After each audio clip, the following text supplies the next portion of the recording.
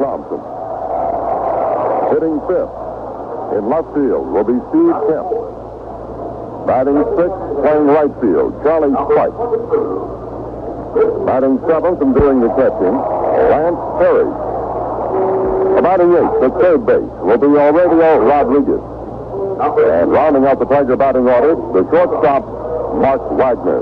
Now, the Tiger lineup has LaFleur leading off in center, followed by Dillard at second, Staub the DH, Thompson at first, Kemp in left, Spike in right, Perry catching, Rodriguez at third, and Wagner at short. Well, the umpires are now making their way toward the home plate for the pregame meeting with the managers.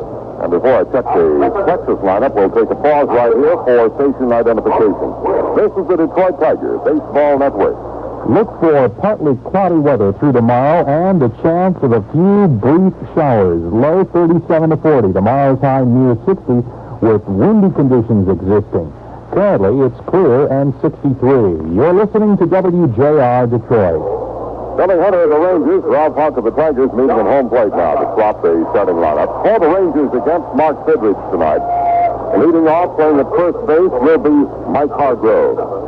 Batting second, the shortstop, Bert Campaneris. Hitting third, left fielder, Al Oliver. Batting fourth, the designated batter for Texas, Richie Zisk. Hitting fifth at third base will be Toby Hara. Batting sixth and in right field, Claudel Washington. Hitting seventh, playing center field, Juan Benitez. Batting eighth, the second baseman, Bump Wills. And batting ninth for the Rangers, catcher Jim Sundberg. So the Rangers lineup remains the same as it was last night. Pretty much a set lineup for Billy Hunter this season, with the exception of the pitchers, and that lineup includes Hargrove leading off at first base, followed by Campaneris at short, Oliver in left, Zisk the DH, Hara at third, Washington in right, Benitez in center, Wills at second, and Sundberg catching. The umpires will line up this way. Behind the plate it will be Marty Springstead. At first, Larry Barnett. At second, Jim Evans. And at third, Durwood Merrill. And if memory serves me right, a couple of years ago, back to the beginning of Bird Days at Tiger Stadium, Marty Springstead was one of the plate umpires that may have worked Mark's first start in Detroit. And I can recall how delighted Marty was having worked that ball game. He just had a ball behind the plate with Mark on that occasion. And in Mark's first outing this season, a senior umpire in the American League, Nestor Shylock, was working behind the plate, and he got a boot out of it because Mark makes the game that much more fun to work. He keeps the ball right in the strike zone most of the time, and he keeps things going all the time. Now, the meeting at home plate has broken up. Fidrich is still tuning up down on the Tiger bullpen, which is down on the left field corner here at Arlington Stadium. As Ernie said, they're looking for something around 20,000 here tonight. Obviously, we have more than a night ago. There's been some disappointment voiced here in the Metroplex area over the turnout down here so far. What was the Yankees in for the first series and the Tigers in with Roseman and Fidrich pitching. Now the Rangers have moved out of the dugout to the defensive position. First night on Saturday when they opened the season, they drew almost capacity, which has now been raised to 41,097 here at Arlington. Now we invite you to join us in listening to our national anthem. We are pleased to present International Young Artist, Ladies Ferguson, and our national anthem.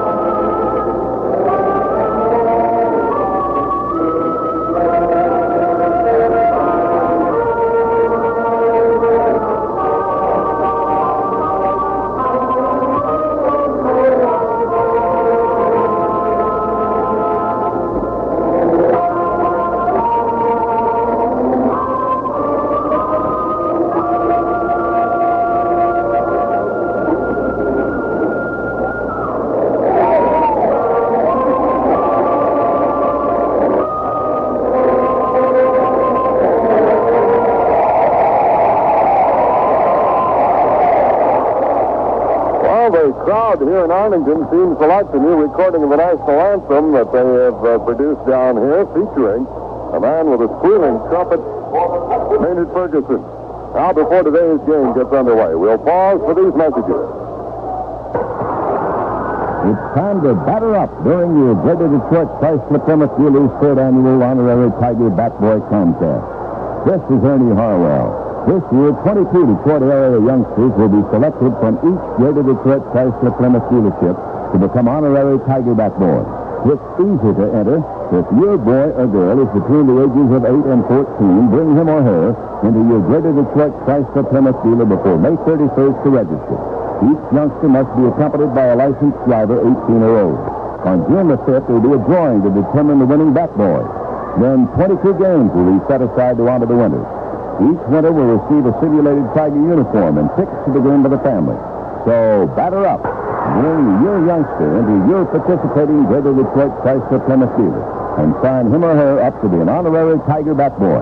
There's no obligation, and we'll even give your child a free Tiger iron-on patch just for registering. Stop in today. Hello, this is Carl Haas, and music is my game. Join me every afternoon at 2:10 for Adventures in Good Music here on WJR Radio 76.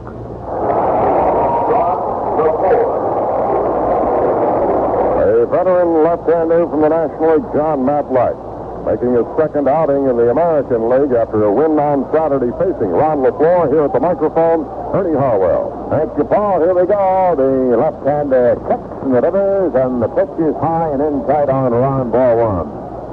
Matlack, a tall, thin left-hander. He's 6'3", weighs 200 pounds. 28 years old. Had some fine years with the Mets. Now winds and delivers, and LaFleur swings a slicing looper off the glove of Wills into right field for a base hit. Wills made a leaping effort to the glove side.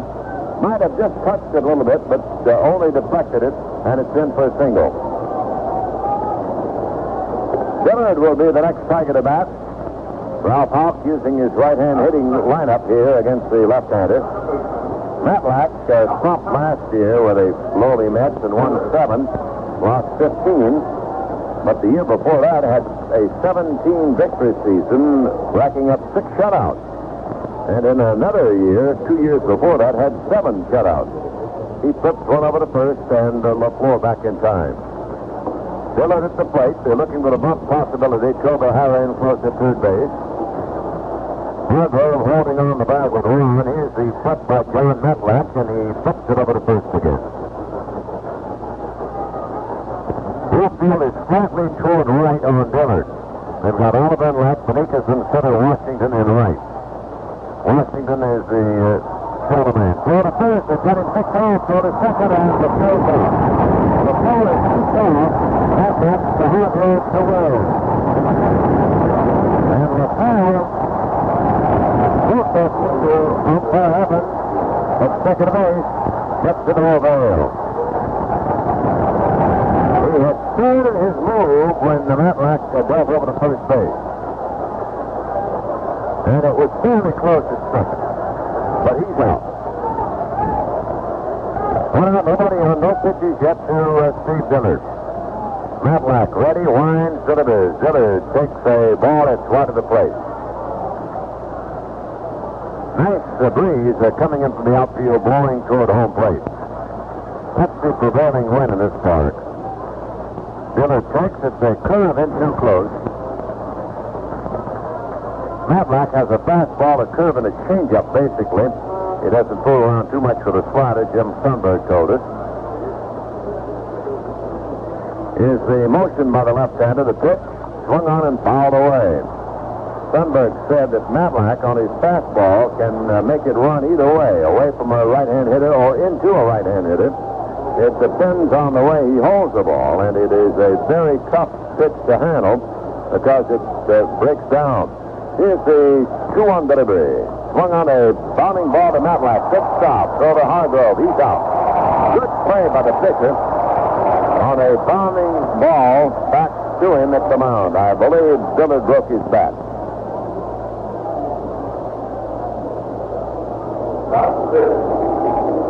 Here's Rusty Staub, a former teammate of John Matlack.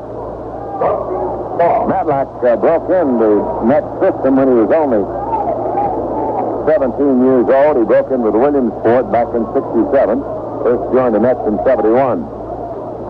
And Rusty takes the ball high.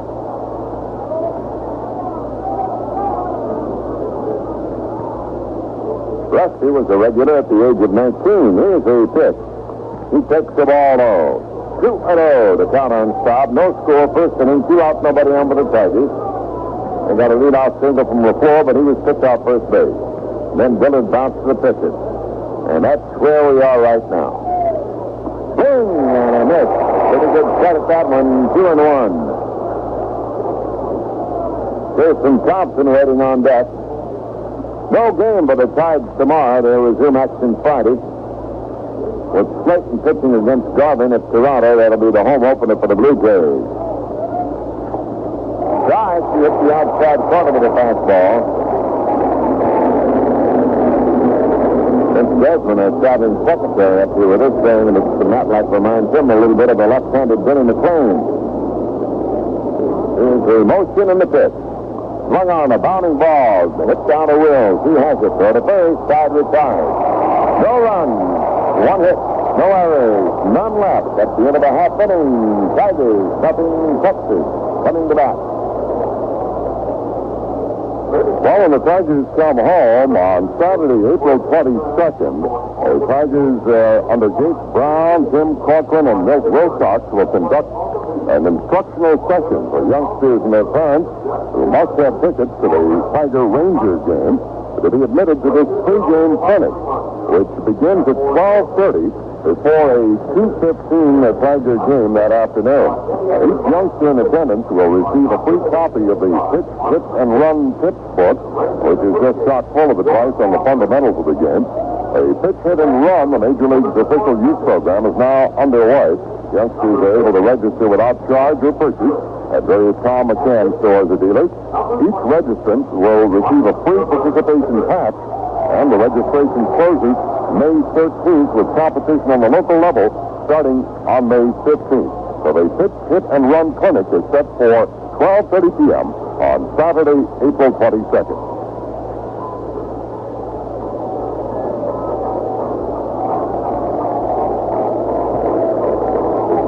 They're ready to go to work now. Pedrick's making his second start of appearance for the year. In the season's opener, he went all the way to beat the Blue Jays, gave them 5 hits, and beat them 6-2. That was back at Detroit on the 7th of April. He struck out 5 and allowed a couple of walks before that sellout crowd. One of the most enjoyable openers that Detroit has seen in many a year. And all the hits that Mark allowed in that game were singles. Mike Hargrove will lead it off for the Rangers. Hargrove batting .231. Left-hand hitter going through that routine that is so familiar before he steps up. And Pedrick, in the meantime, just sort of sits down on his haunches out there at the mound waiting. Now he's ready and delivers in too close. Ball 1. Hargrove with only 1 RBI, no home runs. Outfield straight up on Mike. After him, it'll be Bert Campaneris. Here's a ball over the plate, but low from the Bird to 2-0.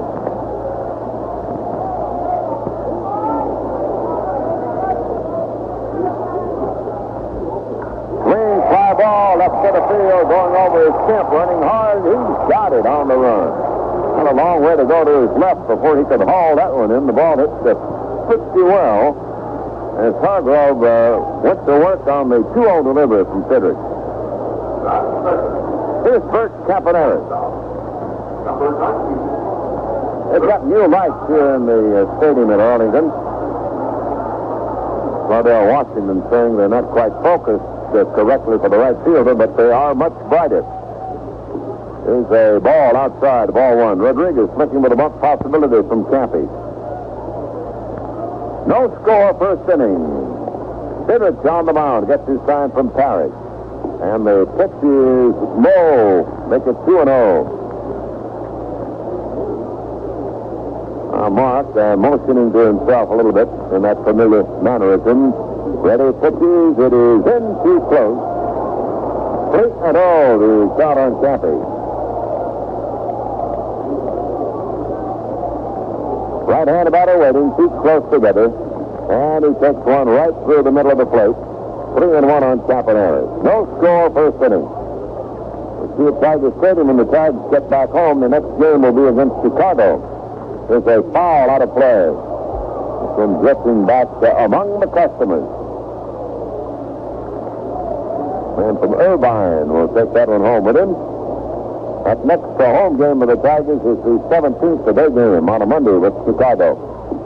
Walked in, it was over but low, and Cappy walked on a 3-2 pitch.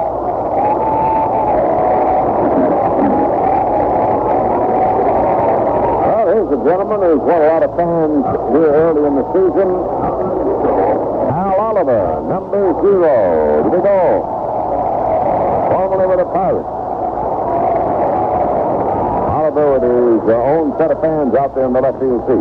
Left-hand batter swings, there's a fly ball to his right.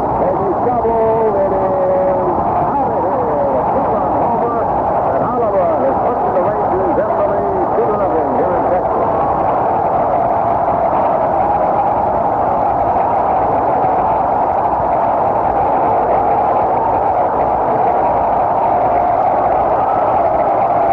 The first extra base hit of the year allowed by Mark Sidrick. It went the full distance.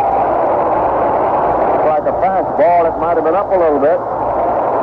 And Oliver gave it a ride to score Campaneris ahead of him. 2-0 Texas. Here's Ricky Zisk, batting .467, 3 home runs, and 6 RBIs. So Sidrick goes to work again and delivers a ball low.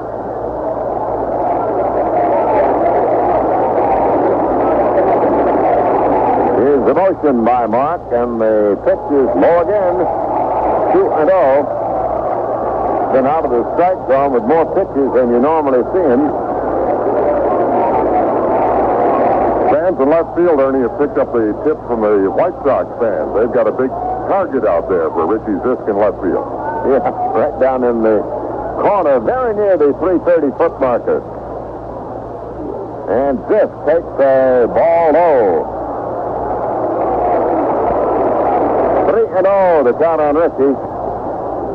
The Bird pitches again. A strike called as this took a step toward first, but comes on back. 2-0. The Rangers have the early lead. First inning. 1 out and none on. He walked in. Fastball inside. Here comes Ralph Halcott. He wants to talk to Mark. Somebody in the bullpen. This is just a journey with the intent of conversation. Parrish comes out to meet with Houck and with Sidrick. And the next batter will be Toby Harrah. Well, that is the second walk of Sidrick with a home run in between. Opening game, he just walked 2 men the whole game. And he's already equaled that in this inning with 1 down. Here's Toby Harrah. Toby hitting .167. Right-hand batter at the plate. And he looks at a strike. Got a fastball above the knees. Inside corner. 2-0. Texas ahead. Zisk with a fair-sized lead at first base. Thompson holding on the bag with him. Set the pitch. Swing and a miss. He tipped it to the mid of Parrish. Marty Springstead behind the plate tonight.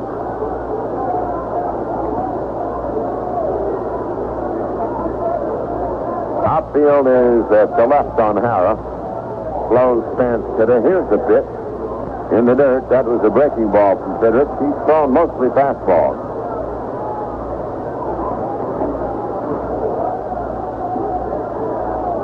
Now the 1-2 delivery. It is a ball outside.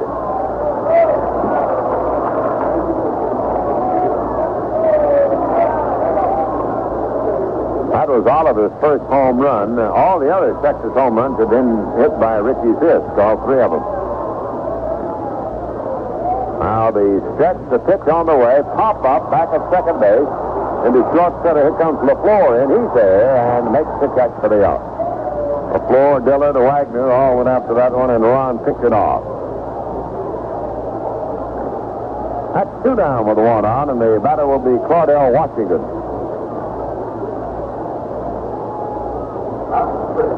Left-hand batting outfielder.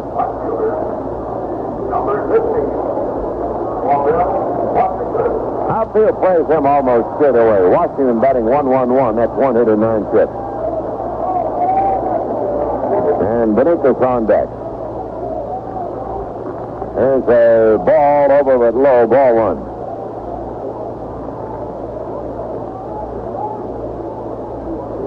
Ziskoff first, doesn't go. The pitch is taken for a ball outside.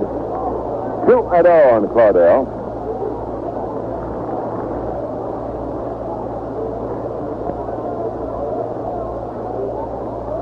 Now to set the pitch, he swings and hits a line foul down the left field side. Good wood on that one. Washington came onto the big league scene in a hurry, coming up from Birmingham to Oakland in '74 and became almost an immediate star. But he really had no intentions of playing pro ball. He was a part-time janitor when the Oakland A's found him out there in Oakland. Here's a ball outside. Playing a little sandlot ball, and that was about all. Scouted by a policeman from Berkeley and signed for $2,500. Now the 3-1 pitch to him is a strike right across.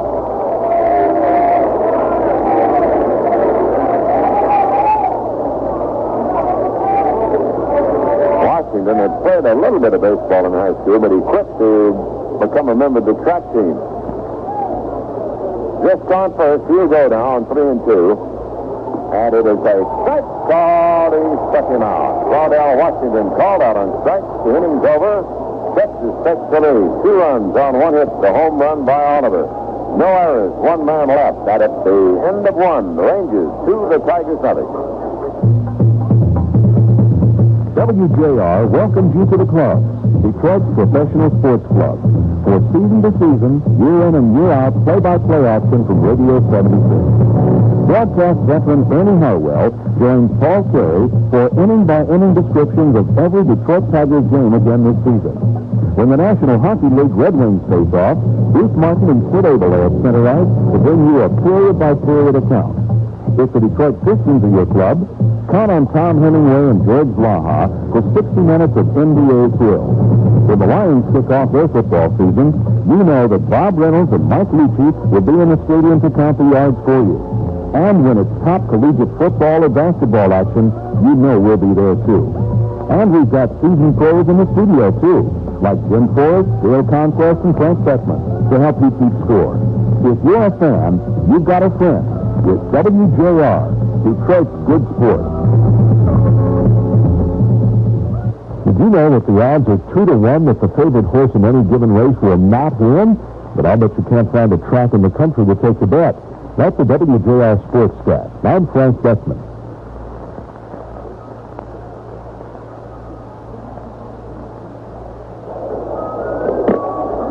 We'd like to send a Tiger birthday greetings to O.J. Jim Winter of Livonia. Celebrated their birthday last night. A long-time Tiger fan. He's rooted for the Tigers for more than 60 years. To run down to the telegrapher station at Stanley Corners near Battle Creek just to get the baseball score. We hope he's tuned in to us tonight to get the baseball score. Here's Jason Thompson now to lead off for the Tigers. Jason hitting .222.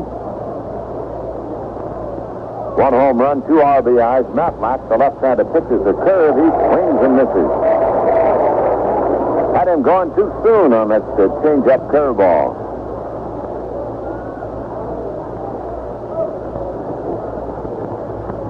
Two nothing. Rangers lead. Second inning. Cut and a miss. That was a fastball up about letter high. Warren Bradley from Longview, Texas, up to see his favorite team, the Tigers. He has folks in Dearborn, Michigan, and has been a long-time Tiger fan. Now the 0-2 delivery from Matlack is a wide one. He wasted a pitch. Jason didn't take it, and the count is 1-2. Steve Kemp waiting on deck, and then it'll be Charlie Spike. Low outside, hard curve, 2-2. Al Oliver's two-run homer, the difference in the game here in the early chapters. Walked the Campaneris, and then Oliver hit one over the right field wall at the 370-foot marker. Here's the pitch by Matlack. Swing and a tip foul that Sundberg didn't hold on to. Sundberg, one of the best catchers in the game. Very relaxed-looking young man back there. He does something the pitchers like. He gets down low, and also doesn't move around much. They like that, too. Now the 2-2 delivery. Foul out of play right down below us. One of those ducking line drives that comes over the screen and then comes right up into the customers. Reminds me of old Fort Field. It used to be about the same situation there. 2-2 the count on Jason. Outfield deep and straight away. Matlack winds, pitch delivers. There's a bounding ball to short. Campaneris has this one. He throw to Hargrove. He's in time. One up and one away. Steve Campbell back now.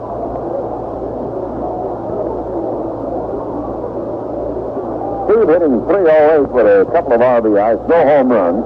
The Tigers have 5 home runs, and the only man with 2 is Milt May. One apiece for the floor, Mankowski and Thompson.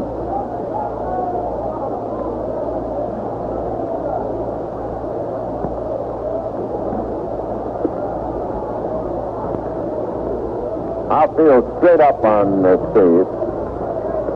It is a ball high.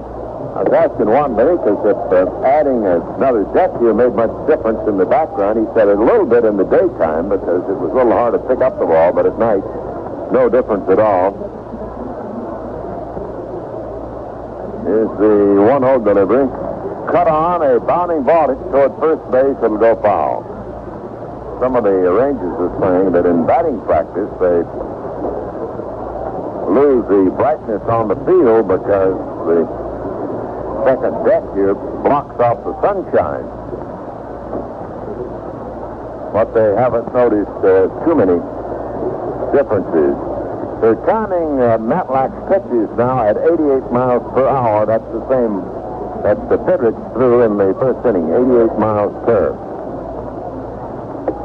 Didn't have them clocking it last night, but it's up there tonight. Here's a half cut. It's ruled a ball. He sets his swing on a Matlack curve.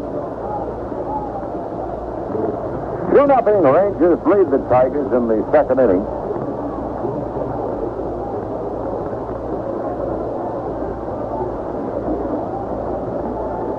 It's a ball outside.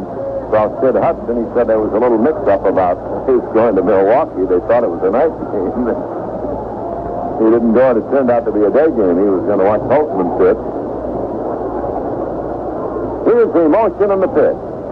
Swing, line shot, base hit, center field. A little bit to the left field side of second, and Kemp gets the second Tiger hit off Matlack.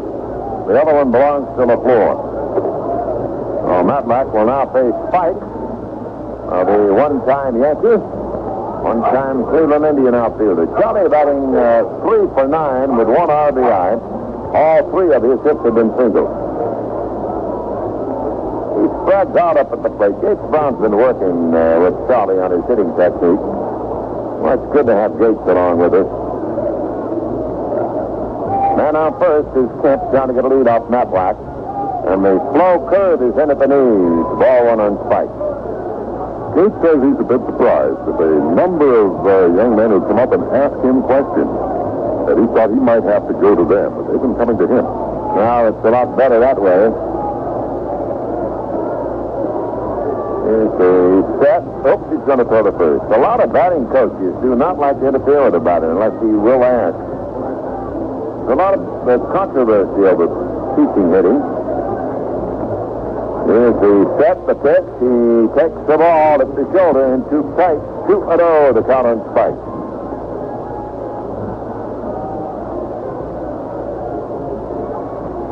Lance Parrish waiting at the on-deck circle. 2-0 Texas. We're in the first inning in Arlington. At Arlington Stadium, they used to call it Turnpike Stadium. It's right off the Turnpike. Is the set the pitch. He swings as a drive to left. It's a base hit by Spikes, his fourth of the year. Chip checks in and holds it second. Oliver picks up the ball and fits it into Campaneris in front of Howard at third baseman. And the Tigers are trying to get in business here. They trail 2-0. They've got Parrish at the plate. He's hitting 125 at 1 for 8, a single and an RBI. A deceptive move by Matlack sent Kemp actually back toward the bag at first when he went to the plate with it, so he didn't have a shot at making third base.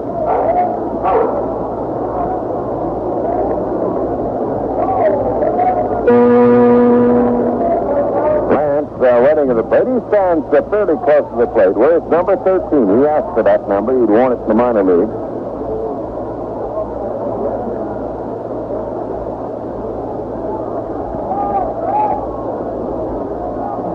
Here's the stretch now by Matlack. The pitch he swung on and missed. Trying to think who the last Tiger to wear number 13 was. It probably Bill Fall. I think so. Billy Tuttle before that. I can't remember the others offhand. Ralph Blanca used to wear 13. I don't know whether he wore it with the Tigers or not, but he wore it with the Brooklyn. There's a strike. He got a curve over on the inside corner. Joel Alexander has changed his number. He wears 33 now. He used to be 13. But Kurt Bavacqua picked it up, and he's wearing 13. And the number 0 getting to be popular now. Several players wearing that. Oliver won here tonight. Strike 2 pitch to Lance. Matlack steps, kicks, delivers. Fastball over, struck him out. Well, that was sort of a classic setup for the veteran Matlack against the rookie Parrish. He gave him a couple of breaking balls, and then with 2 strikes on it, he didn't waste a pitch. He just poured it right through the middle of fastball, and Lance was caught looking. Number 4. Here's Rodriguez stepping in. Really are hitting 1 for 5 for the year. He's had 1 single in 5 turns at bat. So the Tigers, with the tying runs on, they trail 2-0 in the second inning. There are 2 down here in Texas. Outfield is playing Rodriguez straight up. Infield back with 2 out. They can get any base on a ground ball in this situation. So far, the Tigers have hit the ball on the ground for all the outs except that strikeout. Matlack has the ball sinking for him.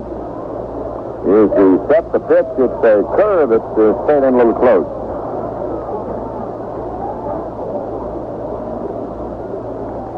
That's batter, the number 9 hitter for the Tigers, Mark Wagner. 2-0, Texas leading on the Oliver home run in the first inning off Mark the Bird Sidrick. Well, the runner's edging off a little bit. Long lead for Spikes at first. Short lead at second for Kemp. Pitch is swung on, fly ball, left field in the corner. Oliver chasing. He cannot get it. It bounds up to the wall. He picks it off the wall. Here's 1 run scoring. Rounding third is Spikes. He's headed home. He's a relay to the plate. He's 5. He is out at the plate. 1 run in, and Spikes is cut down on the relay. Trying to get the flying run. Larry Barnett raced in from first base to cover the plate as the umpire and makes the call on Spikes as he was cut down on a bang-bang play. Oliver to Will to Sunbird. The left fielder to the second baseman who came all the way over near third and made a fine relay to nip him at the plate. So the Tigers get 1, but no more. They get 1 run on 3 hits. There were no errors. And 2 runners left on base. That at the end of 1 1/2 innings, it's Texas 2, Detroit 1.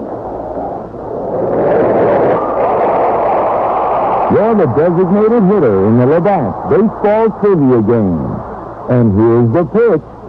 Who was the only utility player to win a batting championship? While you're thinking about it, why not have a cool, refreshing Labatt's beer?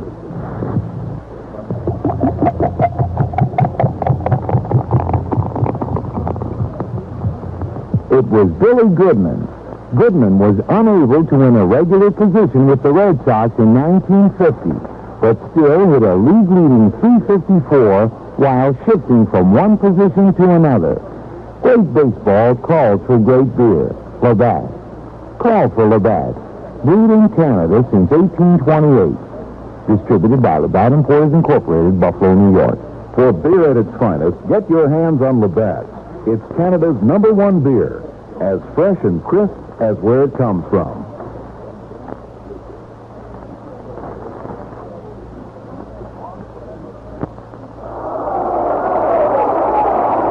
Benikas leading it off. We'll get that station break in just a moment.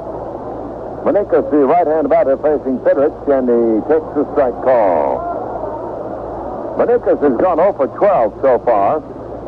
He's not walked. He's not struck out.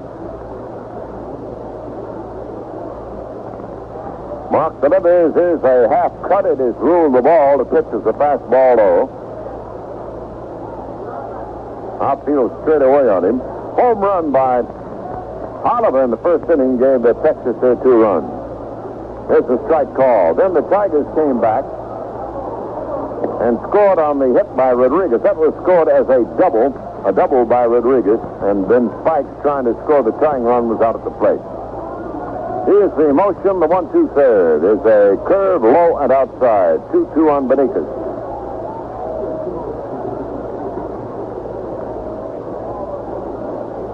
Infielders are all back now with 2 strikes on him. Here's the 2-2 pitch. Swing, a looper, hit the center field, base hit.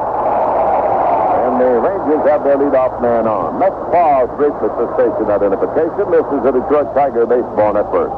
Checking the weather for Greater Detroit, partly cloudy through tomorrow morning. Chance of few brief showers, low in the upper 30s. Tomorrow, partly cloudy, windy, and a bit cooler. Currently, mostly clear and 63. This is WJR Detroit. Bob Wells, the switch batting infielder, batting left-handed now. And he takes the ball high. One of the many products of Arizona State.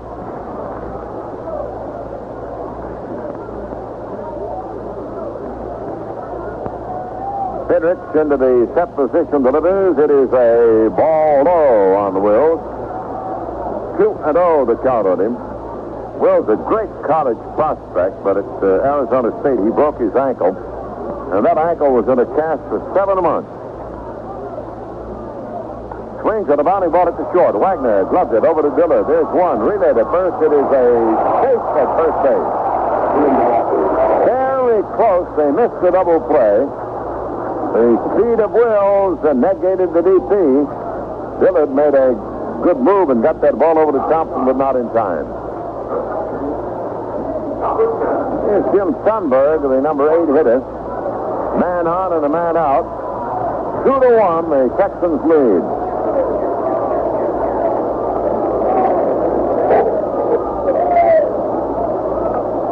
Sundberg hitting 083. He takes a high curve, a little bit in close, ball 1.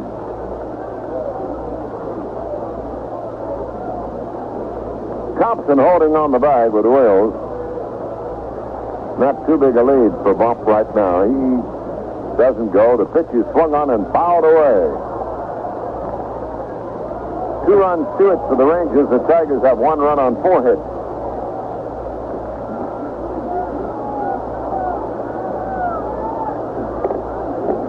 So we've got an early duel between Matlack, the left-hander, and Fidrich, the right-hander. Mark is ready. Wills goes. The pitch is fouled away. Sundberg protecting the plate, hit a high pitch. It was well out of the strike zone, but he was protecting the runner.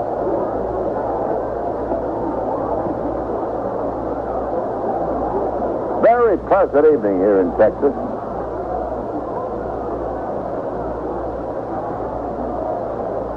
Fidrich catches sign from the young catcher Parrish.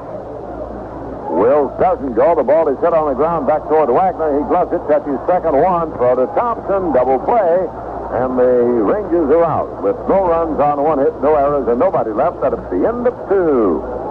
Texas 2, Detroit 1. We got together to do it better.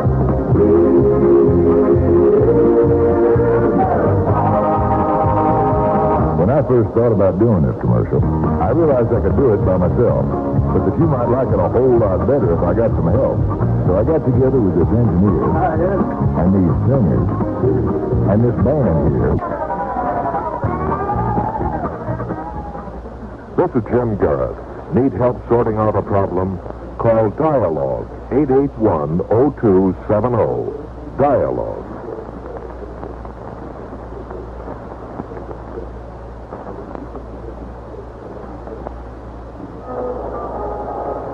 Tiger fan Bill Madak from Detroit here to see the bird in action tonight, and Hal Bexos now makes his home in Dallas after just moving from Detroit. He's out here at the game to try to root the Tigers in. Also, Andy and Austin Day Sawtell, who used to live in Owasso and now live down here in Texas. So it's good to see Tiger fans wherever we go.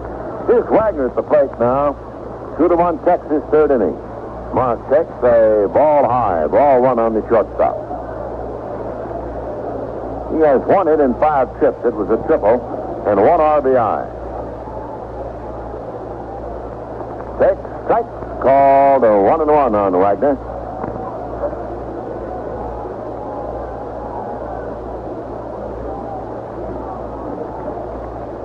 Matlack, the former Met pitcher, goes to work, kicks and delivers. Here's a bounding ball toward third base. Hara has it. The throw to first in time. A little high to Hargrove, but he speared it. Well, the Tigers continue to make their outs within the infield, and the batter will be LaFleur, who started the game with a single. Ben was picked out first base.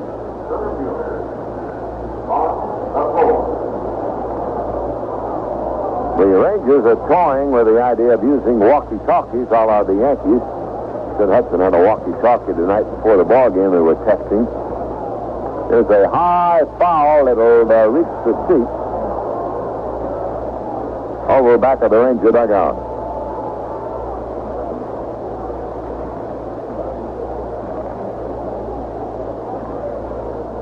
The fastest pitches last inning were clocked at the 88 miles per hour rate. It's a fly ball foul. He didn't get around on the fastball from Matlack. Rangers and the Tigers both could chart the pitches of their own pitches. Something that's fairly common now. Sort of a refinement of the old Connie Mack scorecard routine that you just keep score. There's a ball outside. 1-2, the count on LaFleur. 1 out, nobody on. 2-1 Texas. Matlack delivers. It's a curve that hit in front of the plate. 2-2 the count on Ron. Matlack slips his glove off, rubs up that baseball a little bit.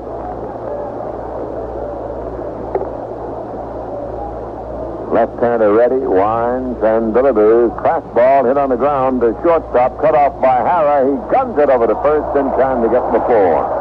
Good play by Toby, going wide to his left in front of the shortstop, Campaneris. Oh, the infielders have been very busy. There's not yet been an outfield putout for Texas. They cut down spikes at the plate on a throw from Oliver to the relay man, Wills, to the catcher.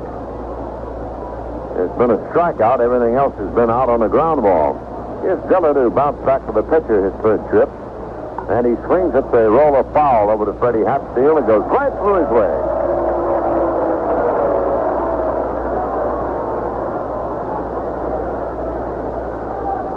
Two runs, 2 hits for Texas. 1 run, 4 hits for the Tigers. Neither team has made a bobble. Now Matlack checks his time with Sundberg. Swing and a foul back at the plate.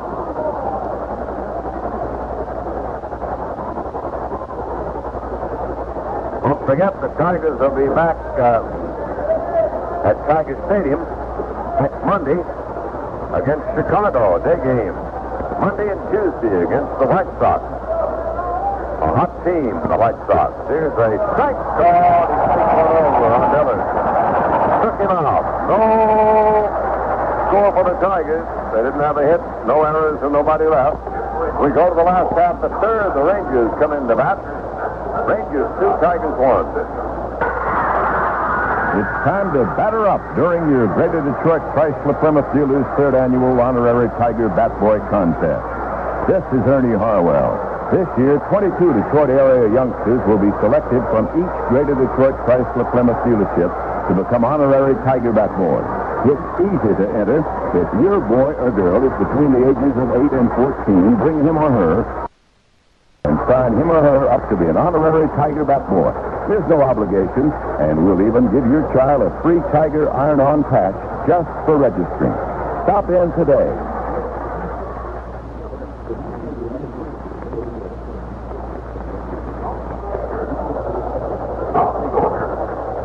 Leadoff man Mike Hargrove will be up there first now against Sidrich in the third inning. Texas ahead 2-1 on a home run by Oliver. In the first inning, the Tigers came back and got one in the second on a single by Kemp, a single by Spikes, and a double by Rodriguez. Sidrich waiting on Hargrove to go through his gyrations at the plate and set himself in the batter's box. Now the right-hander serves, and the pitch is a strike called. Fastball blazing through the leathers.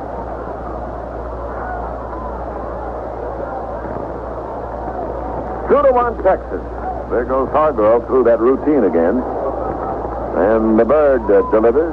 It is a strike, a curve over. Well, today, Boston beat Cleveland 6-3. Milwaukee over the Yanks 5-3. Chicago beat Toronto 5-4. Tonight, Baltimore leads Kansas City 1-0 in the last half of the second at KC. Flanagan against Leonard. The other two games are on the West Coast. In the National League, the Cubs beat the Mets 4-2 in the only afternoon game. Montreal leading Philadelphia 4-1 in the last half of the fifth inning at Philly. Here's the pitch. It is a ball high. At Cincinnati leads San Francisco 3-2 at the end of 4. Blue and Bonham, the pitchers in that game. Los Angeles leads Houston 2-0 at the end of 1. Pittsburgh, St. Louis, 0-0 in the second.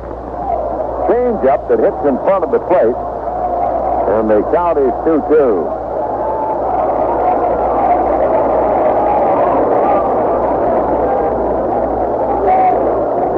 Hargrove stepping out again. Here's the pitch.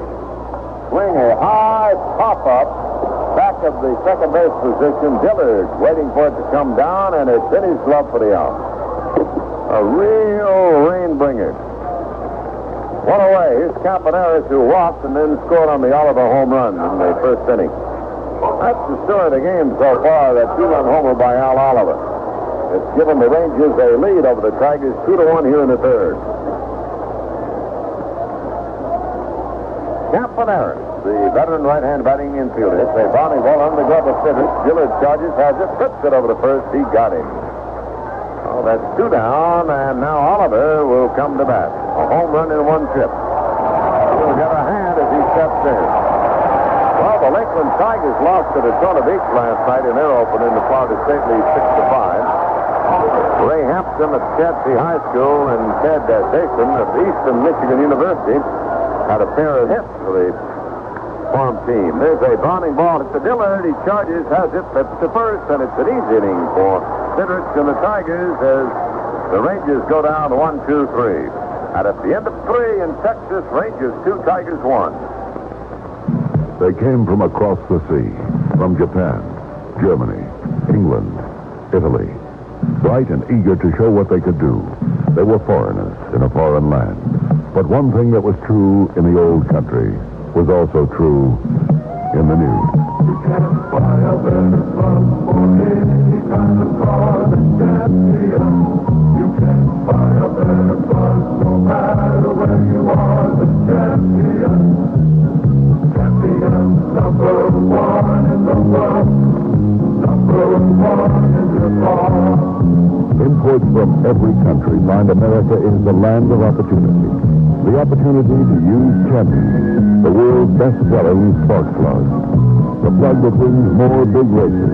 For import, you can't buy a better plug than Champion. You can't buy a better plug than Champion. You can't buy a better plug than Champion. This is Oscar Furnett with an invitation to Discover Detroit, mornings at 5:40 and 11:30 here on Radio 76, WJR Detroit.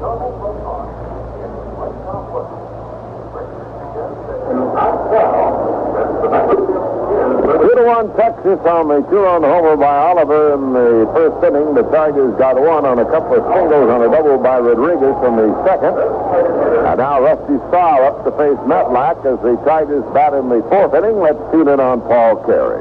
All right, Ernie, Rusty bounced out the second, his first time up in the ball game against the left-hander Matlack, a former teammate of his. Matlack with the Mets for 6 years. Into the motion to kick the pitch is outside. Ball one on Rusty. He'll be followed by Jason Thompson and Steve Kemp in the Tiger fourth inning. Tigers have out hit the Rangers 4-2. Stop, cuts and misses on the breaking ball. Rusty hitting .294 at the moment, 5 for 17. No home runs, 2 RBIs so far this season. Here's the 1-1 pitch to him. Swung on, popped in the air down the left field line. Oliver racing near the line, is under it, makes the catch in foul territory. Couple of steps, foul ball down in the Tiger bullpen. But Oliver got over there in a hurry. It held up for a long time. One away in the Tiger fourth inning. That'll bring up Jason Thompson. Jason off to a fine start the first couple of ball games. Has tailed off a bit.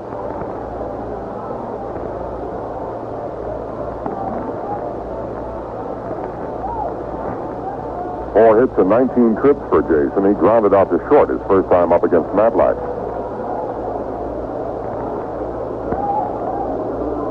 Here's the pitch from John. A half swing by Thompson, and he checked in time. The appeal made down to third, Durwood Merrill, saying he had held off. The big off-speed curve, and Thompson kind of backing off from it, checking his swing. Now the pitch to Jason. Swung on, ripped up the middle and behind second. Campaneris has it near the bag. The throw, he got it. Ball seemed to slow down in the grass. Talking with Alan Trammell, who played the game last night at shortstop of the Tigers, and he said, you can't believe how tough that grass is in the infield here at Arlington Stadium. How it really cuts down the progress of the ball hit into the grass. It's so thick.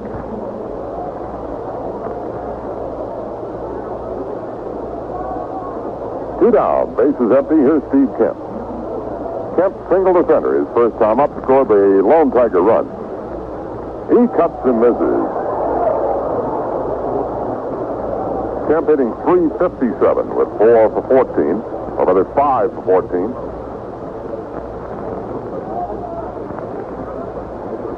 The pitch from Matlack. Outside for a ball, 1-1. Al Oliver's first inning two-run homer. The difference in the ball game as the Rangers lead it 2-1 here in the top of the fourth.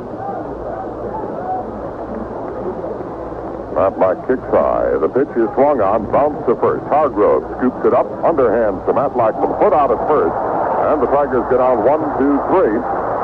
After 3.5 innings of play, it's still the Rangers 2, the Tigers 1.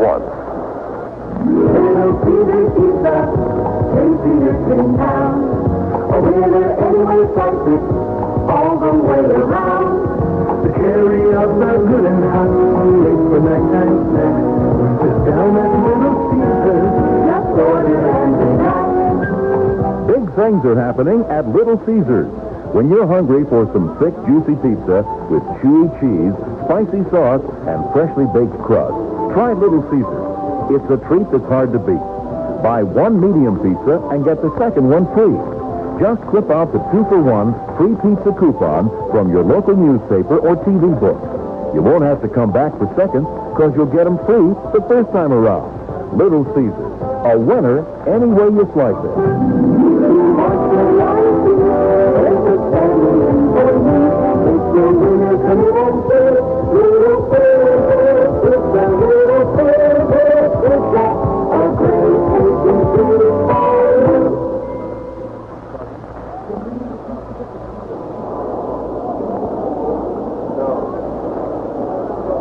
coming to bat here in the bottom of the fourth inning against Mark Fidrich. It'll be Richie Zisk leading it off. Zisk drew a walk his first time up.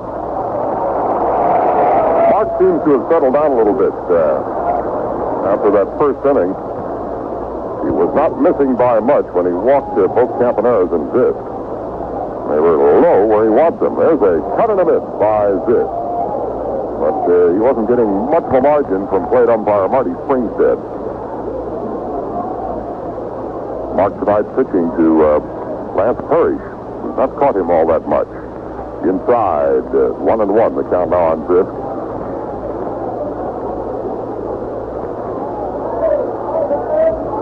Now Mark ready. The pitch to Richie. Up high.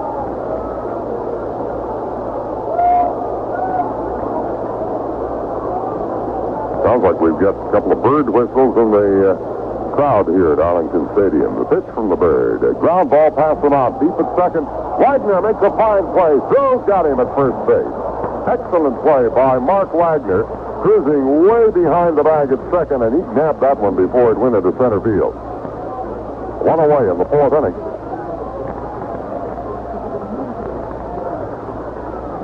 Here's Toby Hara. Not only can you spell his name backwards the same way as you can forwards, but his numbers are readable backwards and forwards. 1-1-11. Swinging and a miss by Toby.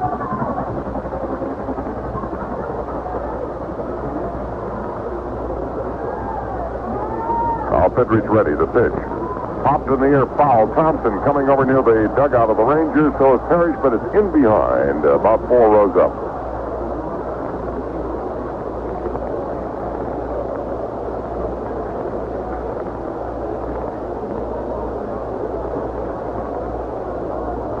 Texas even on the year. 2 wins, 2 defeats. The Tigers 3-1, but those Milwaukee Brewers have now won 5 in a row, leading the American League East. The 2-strike pitch to Hara. A little low for a ball. Selby hit a pop fly to center his first time up.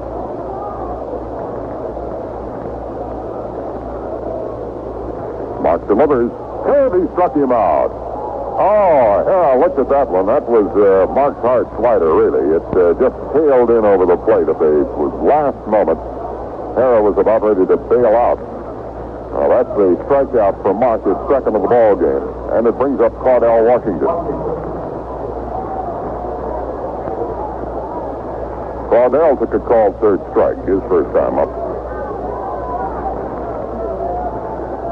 Fidrich ready in a hurry. He delivers. Swung on and fouled out of the mid of Parrish. Mark does not waste any time out of the mound. You got to be ready for him. Feet close together, looking down at the mound. Now at the plate. Here's the 1-strike pitch.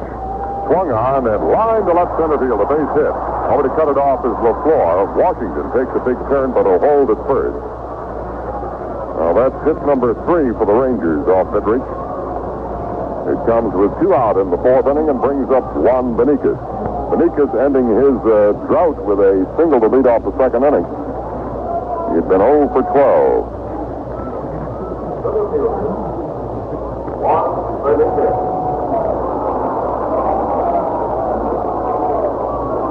Now one of those Texas winds here again tonight. It's blowing out from right field across the field for the left field stand. Here's the look to first. The pitch. Check swing bounces toward third. Charged by Rodriguez. He got him. And that's all for the Rangers in the fourth inning. No runs, 1 hit.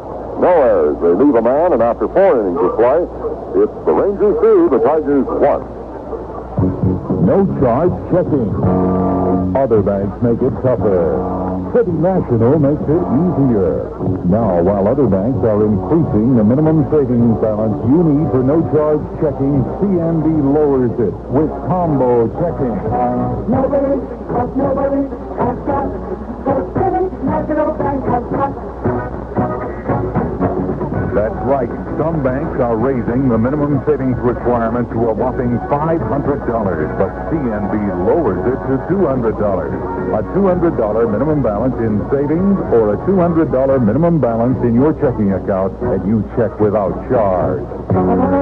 $200 in savings or $200 in checking, and you write all the checks you want without charge. All your checks without charge. Other banks make no charge checking tougher. Combo checking makes it easier. Who's got it? Nobody. National Bank. Member FDIC. Did you know that nearly 2,000 Americans will end up in a hospital bed this year after a wild game of croquet? I'm Dale Conquest, WJR Sports.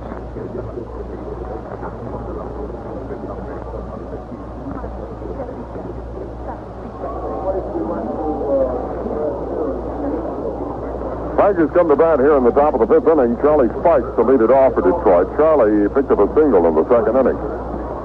He tried to score and double by Aurelio Rodriguez, what would have been the tying run, but it was cut down at the plate. The final out of that second inning.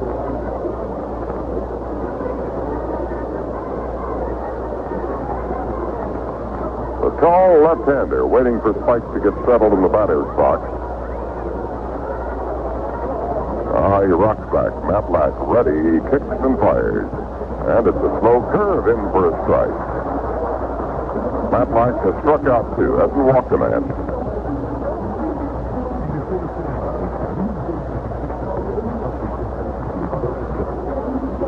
In his opening appearance, there's a pop foul that was out of play. Against the Yankees, Matlack struck out six and walked two. And hit one batter going all the way. And the Rangers 2-1 victory.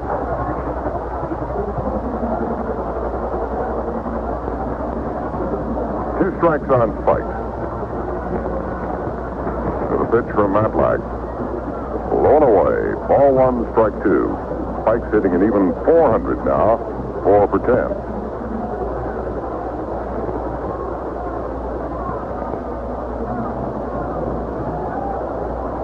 Matlack ready, works to the plate. Inside, 2-2 on Charlie. Matlack was the National League Rookie of the Year in 1972 with the Mets when he won 15 games. Here's the pitch. Swung on and missed. He struck him out. Now before Perry's bats will pause for station identification, this is the Detroit Tiger Baseball Network. Look for cloudy skies through tomorrow morning with the chance of a few brief showers. Low tonight, 37 to 40. High tomorrow, near 60. And windy conditions existing. Currently, a mostly clear 61. This is WJR Detroit. Lance Parrish was struck out by Matlack his first trip. He buckles out of the way of an inside soft curve.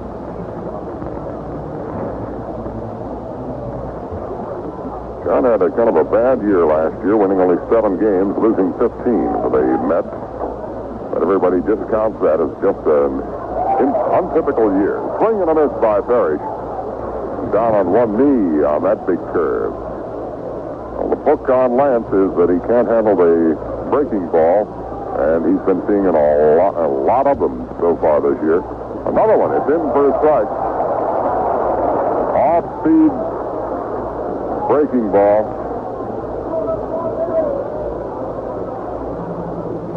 Well, last time up, Matlack set Parrish up just this way and then just rifled a fastball past him. Here's the 1-2 pitch.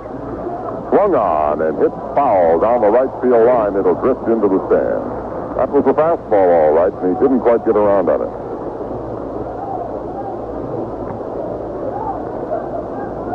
One-two count on Lance.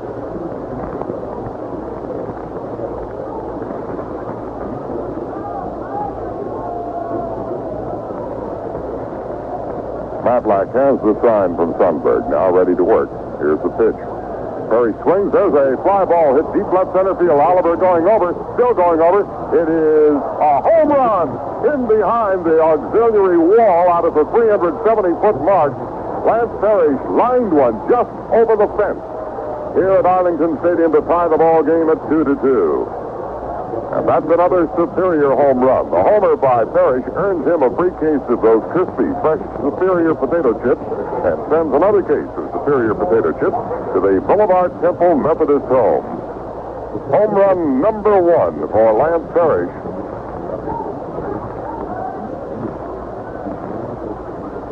Last year with the Tigers, Lance hit 3 of them coming up late in the season. There's a called strike on Aurelio Rodriguez.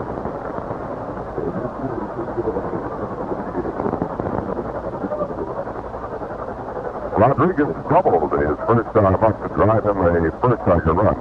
He swings, lines for the center, a base hit for Aurelio. He's 2 for 2, and the Tigers have now picked up a total of 6 hits.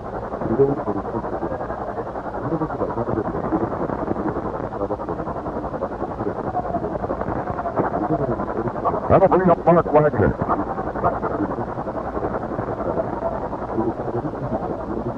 Wagner bounced out to third his first time up against Matlack. Rodriguez at first with 1 down. The game tied now at 2-2. The pitch to Wagner swung on and fouled out of the play behind first base, back deep in the stands. Like we're going to have considerably more than 20,000 here tonight.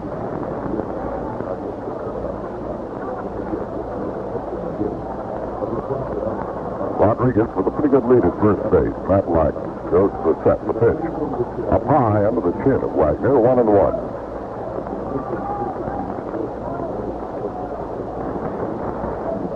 Parrish solves Matlack. Timed that fastball well. Here's the pitch to Wagner, inside around the knees. 2-1 count on Mark, who checks now with Freddie Hatfield, the third base coach. Relaying signs from Ralph Hoff. Hargrove holding on the bag with Rodriguez. And he draws the throw, but Aurelio gets back easily.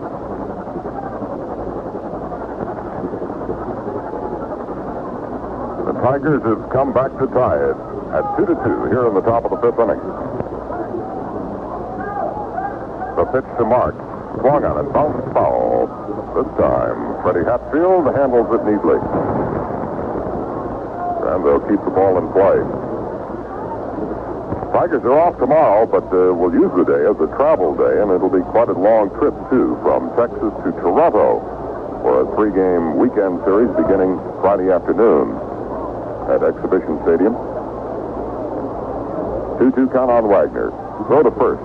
However, Aurelio is back.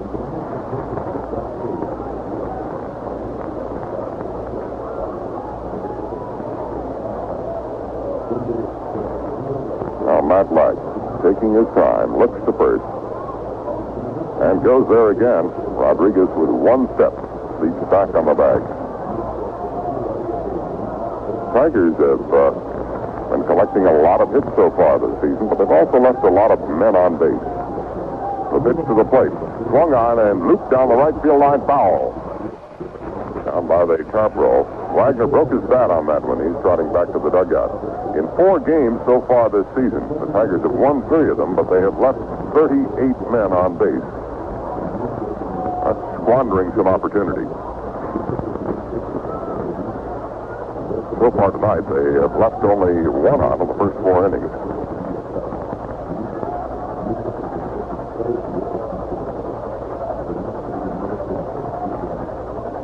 Wagner with a new stick has come back out to the batter's box. 2-2 count on Mark. 1 out. Rodriguez at first base. And he draws another throw, but gets back safely. The outfielder is playing fairly shallow on Mark and playing him straight away. The pitch to him. Swung on and fouled away again, back into the stand.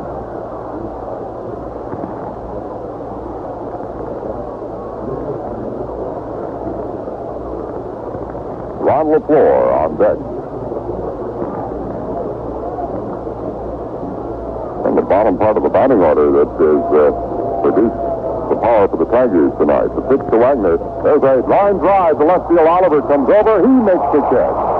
Oliver moving very alertly and quickly to his right. Hauled that one in. There are 2 down now. Wagner hit it well. And it brings up Ron LaFleur. Ron singled in the first inning. Last time up, bounced out to Hera.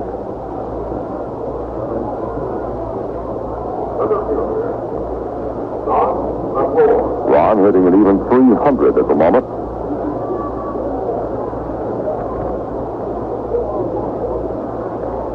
Matlack has struck out 3 Tigers.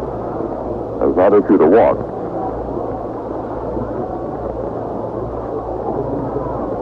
The look to first. And the pitch to the plate. Swung on. A line drive over the head of Wills in the right center field. Rodriguez will hold at second. Had to wait on that one. It was a dying liner. Wills backed up a step and then held and waited. And at the last moment leapt in the air, but he couldn't haul it down. Almost the same spot that Ron picked up his first base hit. So LaFleur at first, Rodriguez at second. That's the 3rd hit of the inning for the Tigers. They've got the potential tying run down at second base now with Steve Dillard stepping in. Dillard 0 for 2 against the left-hander Matlack. Steve has bounced out of the pitcher and taken a called 3rd strike.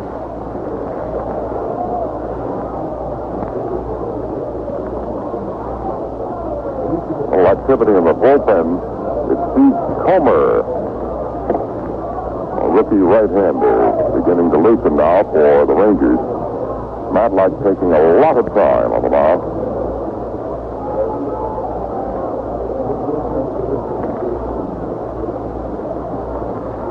They're shading a little bit to the right out in the outfield on Dillard. He takes the fastball inside around the knees. Ball 1 on Steve.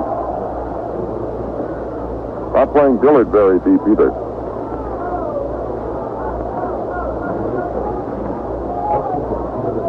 Rodriguez at second. LaFleur at first. 2 down in the 5th inning. The game tied 2-2. Swung on and bounced foul past the Tiger dugout. 1 ball, 1 strike count on Dillard.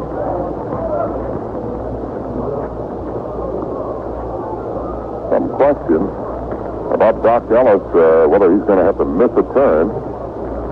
Came up with some soreness in his shoulder on Monday night pitching against the Yankees here. He was scheduled to work on the road for Texas at Boston. He'll go to Boston tomorrow while the Tigers are heading for Toronto.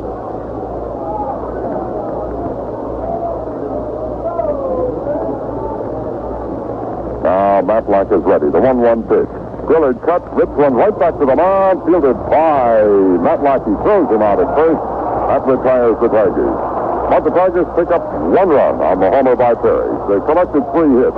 There were no errors. 2 were left. After 4.5 innings, it's now the Tigers 2, the Rangers 2.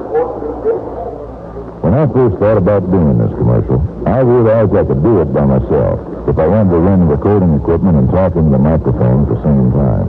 But I also realized it would probably get done better if my friend Rex ran the equipment. Will's got pretty good wood on it. 1 down on 1 pitch here in the 5th inning.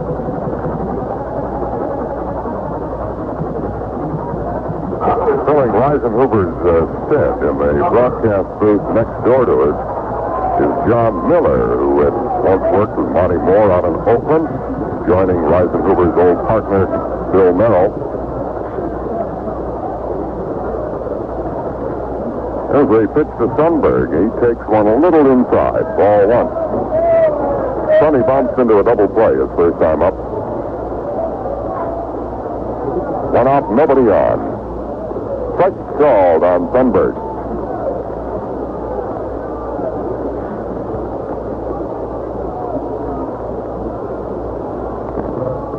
Goodrich in the motion. The pitch is swung on and fouled in the dirt of the plate. A ball and 2 strikes on Sundberg. They'll be followed by Mike Hargrove. Well, the Tigers have set their pitching rotation for the 3-game series in Toronto. And Jim Slayton will lead off on Friday afternoon against Jerry Garvin, the left-hander. A 1-2 pitch. Swung on and missed. He struck him out. That ball might have been out of the strike zone, up around the shoulders. But Sundberg had committed himself. 2 down in the Rangers' 5th inning. Goodrich now with 3 strikeouts. And it brings up Mike Hargrove. Hargrove picking up some dirt, taking 3 practice cuts. Steps in, does some old Rocky Colavito calisthenics. Sets that left foot. Adjusts his waistband, adjusts his batting glove, his helmet, tugs at the sleeves. Now he's ready. And Sidrich is. Here's the pitch. Strike called. Now he'll go through the whole thing again, as he's pointed out before. 2 out. Nobody on. Bottom of the 5th inning. The pitch to Hargrove. Strike called. The last time up, he got 2 quick ones right by him. Hargrove then popped out to second. Sidrich waiting. Here's the 2-strike pitch. Swung on and popped in the air to short center field. LaFleur waiting, now comes in a few steps. He's there, makes the catch, and the Rangers get on 1-2-3. After 5 innings of play, it's the Tigers 2, the Rangers 2. The Detroit News happily introduces Morning with a brand new AM edition. So now, instead of the same old paper every morning, you've got a choice and a chance to get up for the day with the late-breaking news, the hottest sports and stocks, plus chuckles from Charlie Miller, perceptive pearls from Pete Waldmeyer, lots of photos and great comics. The new Detroit News AM edition at newsstands at 6:30 every morning. It's the first good news of the day. For years, the only choice you had in morning papers was take it or leave it. But now, there's a much nicer option open to you. The new Detroit News AM edition. A delightful alternative that gives you the latest news and the freshest finance. Plus lots of photos, features, and eye-opening insights from the likes of Jerry Green and Pete Waldmeyer. The new Detroit News AM edition. At newsstands at 6:30 every morning. It's the first good news of the day. This game is being brought to you by Labatt. For beer at its finest, call for Labatt. By Marathon dealers and distributors, people have got together to do it better. By the Greater Detroit Chrysler Plymouth dealers who've got Horizon, Motor Trend's Car of the Year. By Champion Spark Plugs. You can't buy a better plug than Champion. By the Detroit News. For the first good news in sports every morning, read the new Detroit News AM edition. By City National Bank, where you can get combo truckies. And by Little Caesars Pizza, a winner any way you slice it. Now, more Tiger baseball action with Ernie Harwell and Paul Terry. Rusty Staub, leading off a 6th inning for the Tigers, takes a big curve in for a called strike. That was wicked. Well, Matlack kicks high and fires again. A ground ball foul down the first base line. Staub is 0 for 2 against Matlack. He's bounced out to second and hit a foul fly to left. Tigers have 2 runs on 7 hits. The Rangers 2 runs with 3 hits.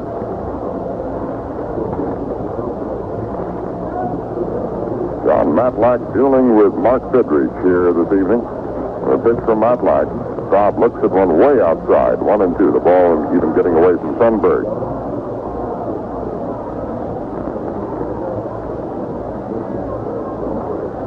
Another Tiger fan, Ray Bama from Sterling Heights, Michigan, saying hello back home from Dallas.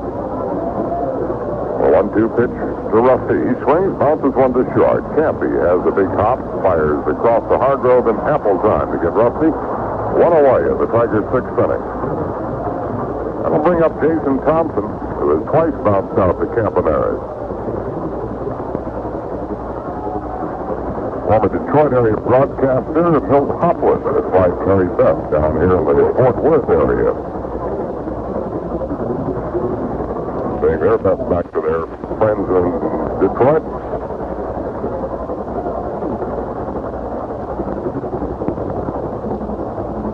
Thompson waiting now on that back. Here's the pitch. Swung on a pop foul. It'll be out of play at the stand just along front row.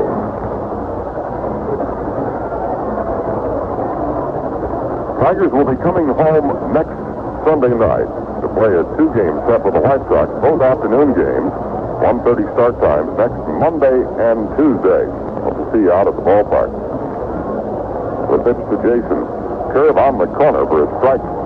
Oh, that was tough on a left-hand batter.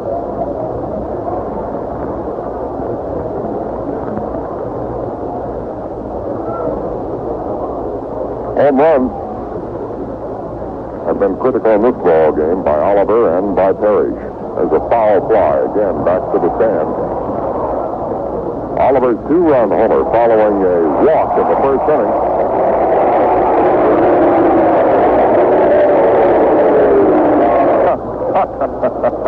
One of those in one of the private boxes along the press level here reached out and got that baseball, and those down below didn't appreciate it.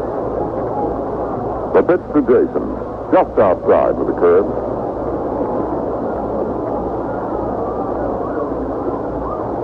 Tigers got their first run in the second inning on a double by Aurelio Rodriguez. Charlie Spikes, attempting to tie the ball game, was cut down at the plate. Then Parrish homered in the fifth to tie the game. Here's the 1-2 pitch.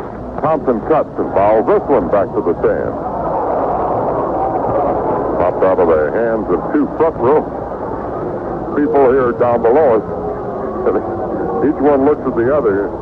If you'd let me alone, I would have had that one.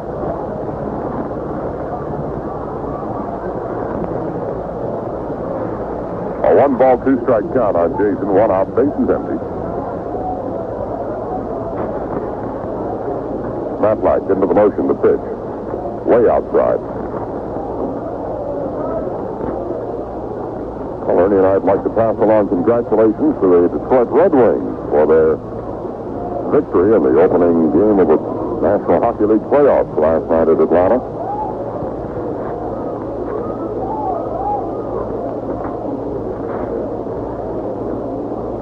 Matlack ready, the 2-2 pitch. He struck him out. He hit the fastball on the corner. Jason standing there, bracing himself on his bat for a while before heading back to the dugout. That's 4 strikeouts for Matlack. He hasn't walked anybody, and it brings up Steve Kemp. Kemp has singled in 2 trips. Well, Eddie Brinkman, the manager at Montgomery again this year, will get his team rolling in the Southern League season tomorrow night. Montgomery Rebels opening up at Columbus. There's another brutal curve to Kemp in for a strike.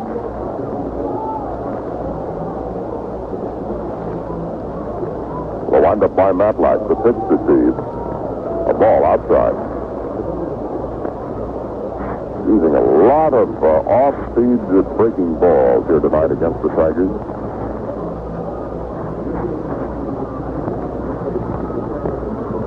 Matlack ready, delivers. Ball 2 outside.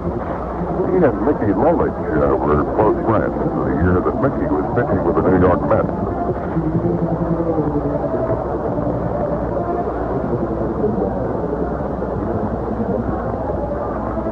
Two out, the base is empty here in the Tigers' 6th inning. The pitch to Kemp. A ball outside, 3-1. Steve has shown a lot of patience at the plate this year.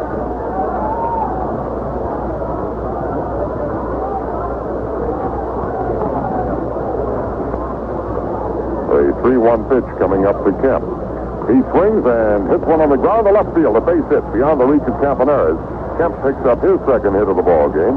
He and Rodriguez and LaFleur all have 2 hits apiece.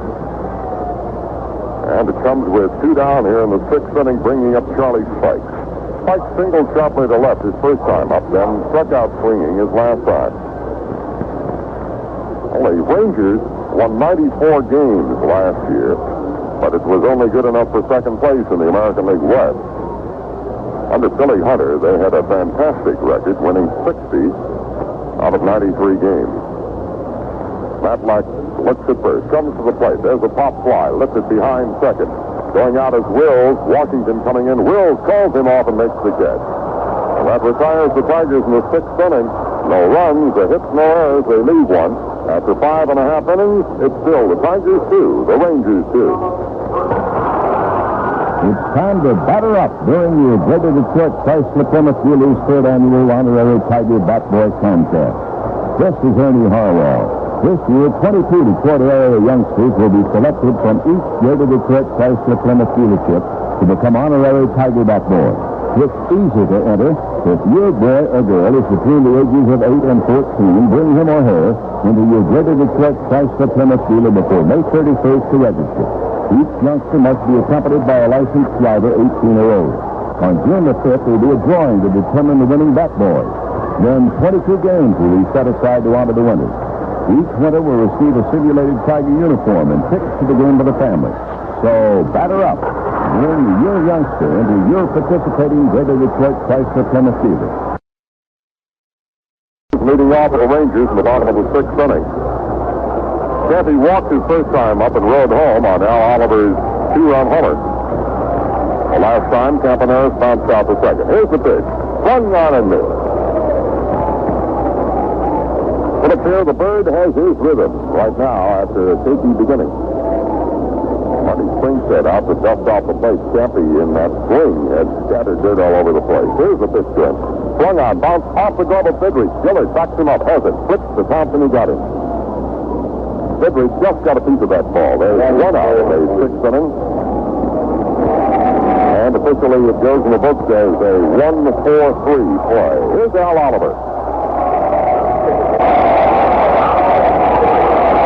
Oliver has become the fan favorite here in Texas in a short span of time. A two-run homer in the first inning. He has power. Left-hand batter, the pitch to him. Swung on and missed. Oliver had 19 home runs for the Pirates last year. Fidrich ready, delivers. There's a ground ball to Mark. He gloves it. Flips over to Thompson, 2 down. Oh, that was hit like a shot. Mark put the glove down, and there it was. In fact, Mark took a second look at the glove after he threw to Thompson to see whether it made a hole in the glove.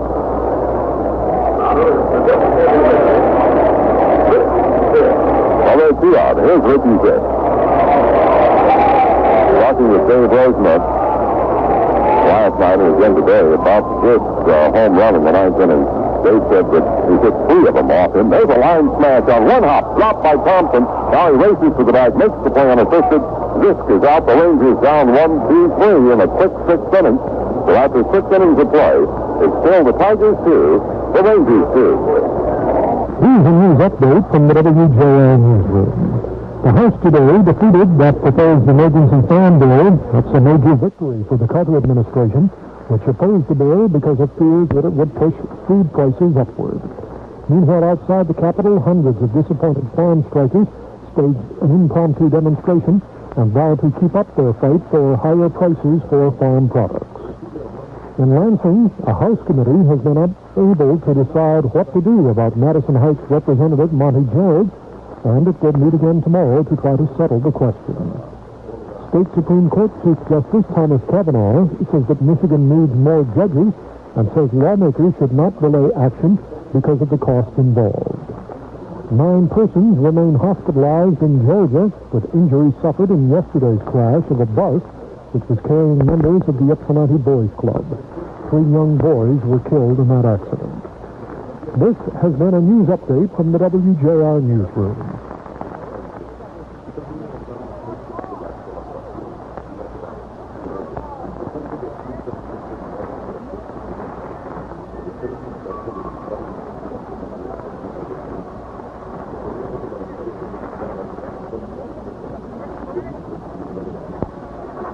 Well, we've got a good one going here. This game has settled down into a duel right now between John Matlack and Mark Fidrich.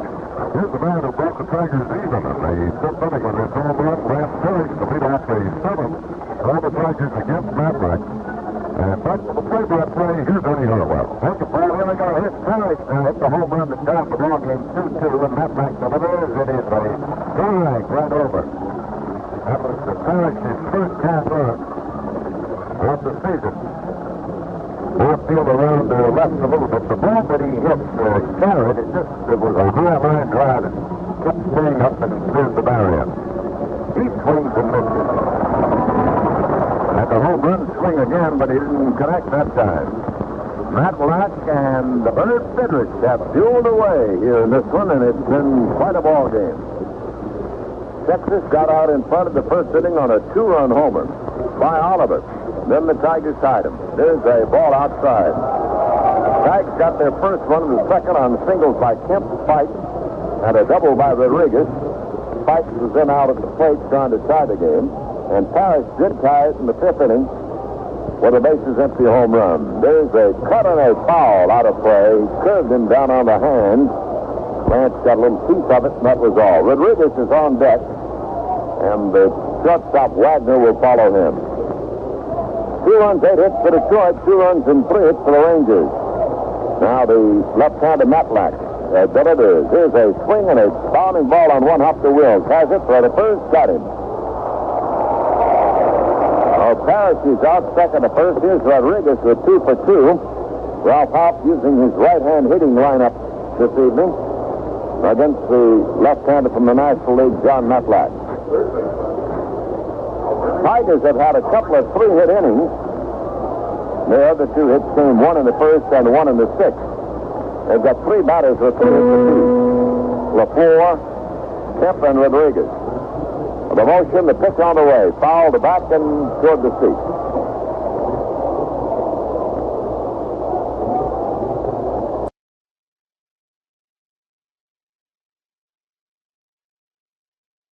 Formerly with WJR down here to root for the Tigers.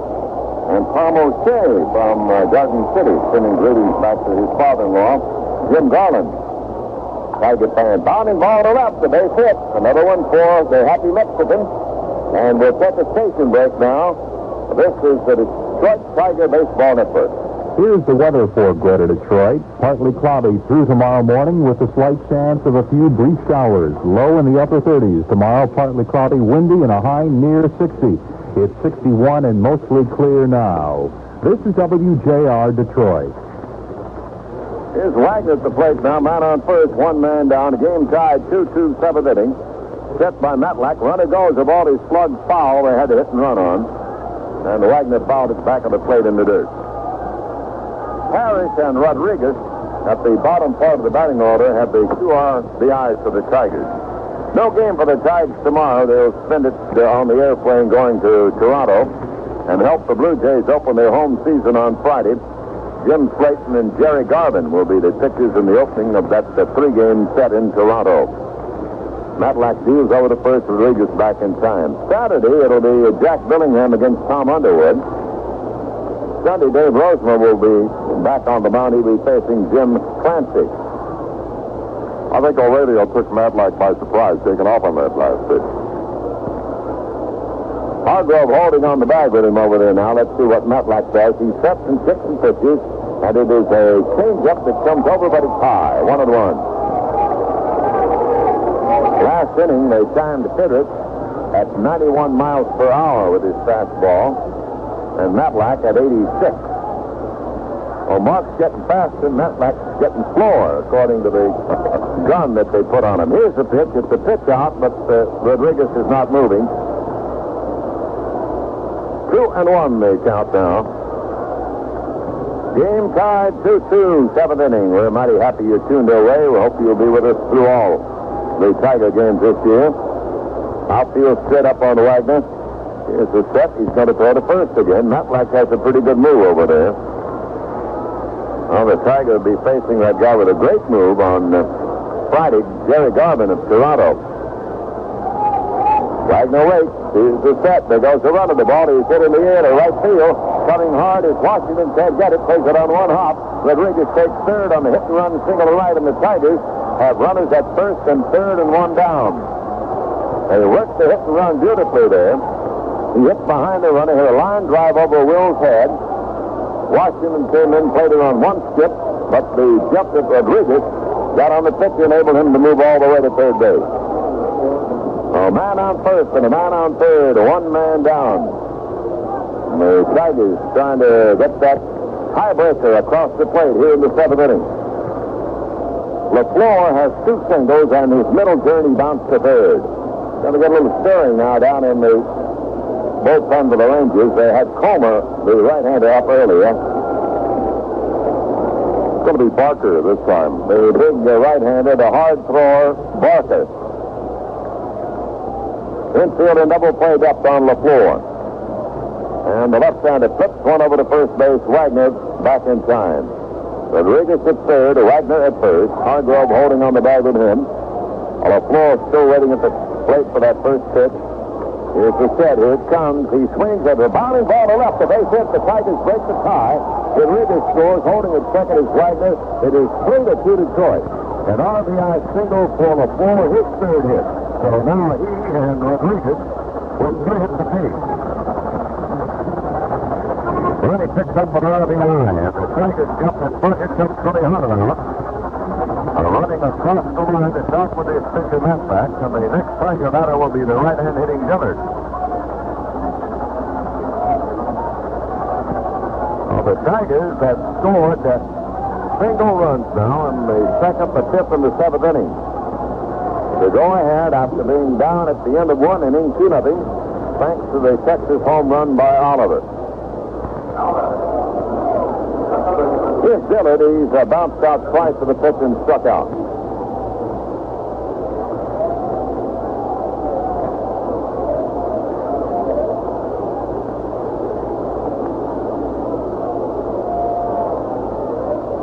That's the pitch. He takes the curve over. Strike called.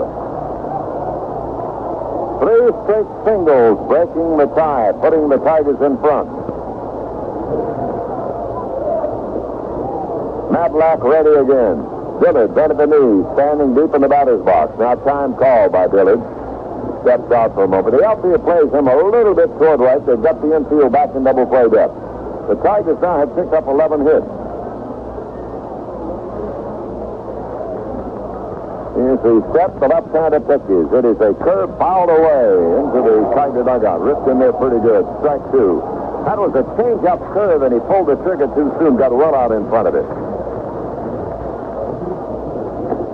Dillard, Staub, and Thompson, the second, third, and fourth hitters in the Tiger batting order, the only hitters who've not had a hit.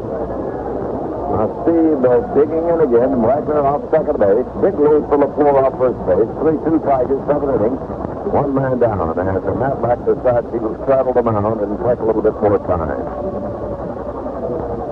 So Mr. Dillard steps out and then back into the batter's box. Staub is on deck. Here's the set by Matlack. And the pitch on the way. He swings and misses. Got him on an inside fastball rather high. That'll make it 2 down and leave it up to Rusty. That's the 5th strikeout by Matlack. Victimized the Dillard's play. Now Rusty against his old teammate has failed to hit. Bounced out twice and hit a foul fly to left field. Oliver has the only 2 outfield putouts for Texas. 1 on a fair ball, 1 on a foul ball. Well, the outfield now swung around a little bit to right on Rusty. The infield back to play any base on a ground ball. He takes a curve that's outside. 3 runs, 11 hits, no errors for Detroit. The Rangers have 2 runs, 3 hits, and they've made no errors. Rusty guarding the plate. Leaning forward and choking the bat just slightly. The kick the pitch. Swing at the top hit the first base. Hargrove makes the play. Unassisted, Bryant retires. The Tigers get 1 to break the tie. 1 run, 3 hits, no errors. They leave a couple. We go to the last half of the 7th inning. Tigers 3, Rangers 2. The pitcher who threw a perfect no-hitter in the 1956 World Series. Why not take time out and think about it over a cool, refreshing Labatt's beer?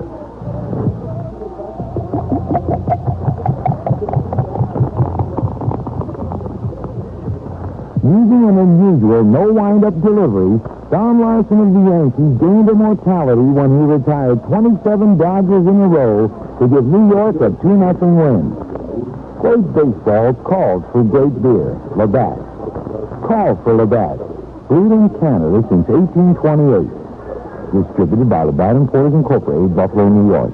For beer at its finest, get your hands on Labatt. It's Canada's #1 beer. As fresh and crisp as where it comes from.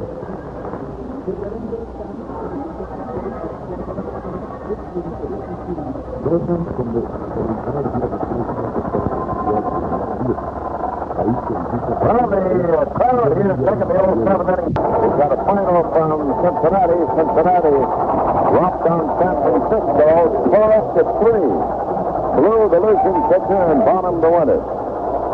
Cincinnati 12 and the Giants 3. There's a fly ball to left field deep. Going back at the fence. He shot it for the out. Right at the base of the wall. Toby Harris sent him deep.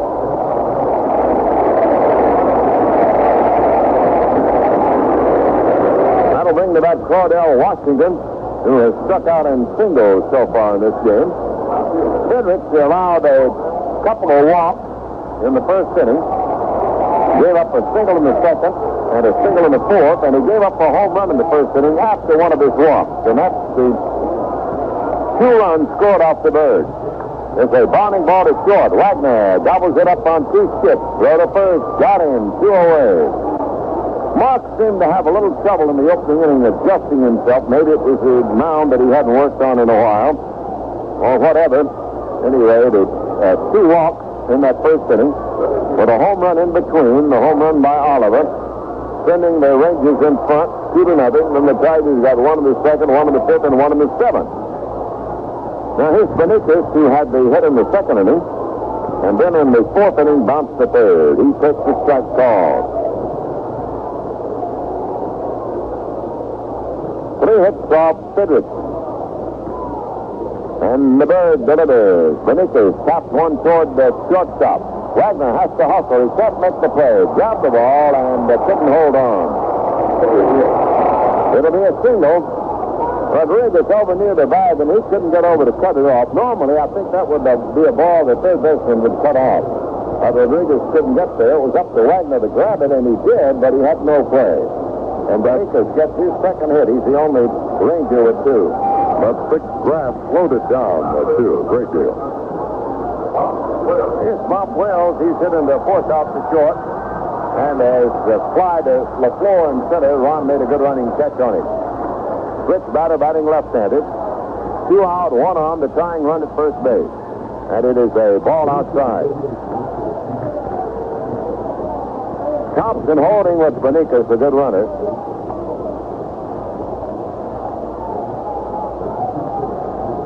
There's a foul. It'll reach the seat. Well, we'd like to send get well wishes to Paul Sally of Wixom, Michigan, in the Grand Prairie Community Hospital down here, and also Paul Hansborough, who's in the Grand Prairie Community Hospital. Both came down from Michigan, both Tiger fans. Runner goes. The pitch is swung on, missed. There's a throw to Wagner. He is safe at second base. Wagner dropped the ball, and there was a little bit of a collision there between him and the second base umpire, Jim Evans. Looked like they might have had him.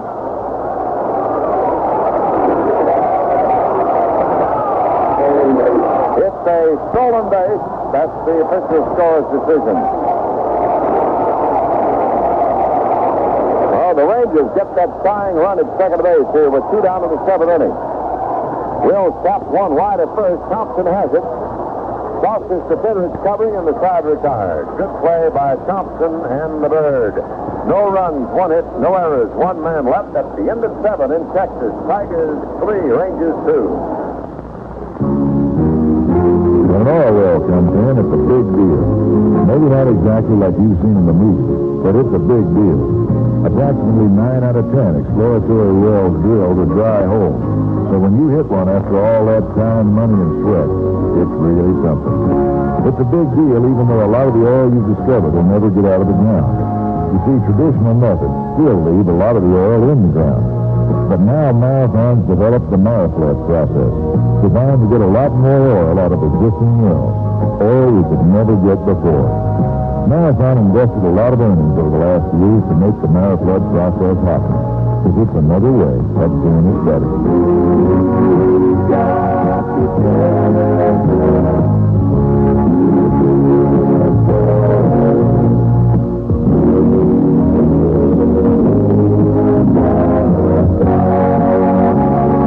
Marathon Oil Company. We got together to do it better. you do. Polls show that camping is the second favorite sport of American women. Swimming is first on the list. I'm Dale Conquest, WJR Sports.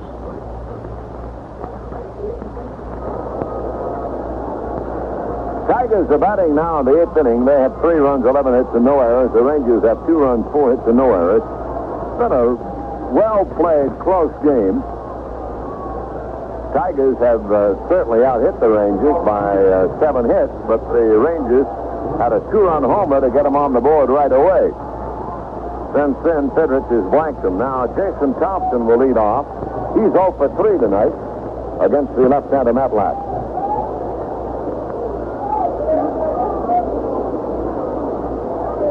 Jason bounced to short twice, and last time up he took a called third strike. Forget the Tigers are home next Monday against the White Sox. Day game. There's a bounding ball to second. Nice hop for Bump Wills. They flip over to Hargrove. 1 pitch and 1 away in the Tiger 8th inning. Here's Kemp, who has 2 for 3, a couple of singles in between. He bounced out first to pitcher covering. Parrish, Rodriguez, and LaFleur with 1 RBI apiece, accounting for the Tigers' 3 runs. And Oliver's home run blast got both runs in for the Rangers in the first inning. Steve Kemp, the Californian, stepping in against the New Yorker Matlack.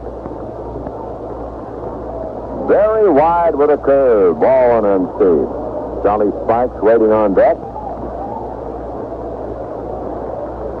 Taylor's starting to throw in the Tiger bullpen. There's a ball outside.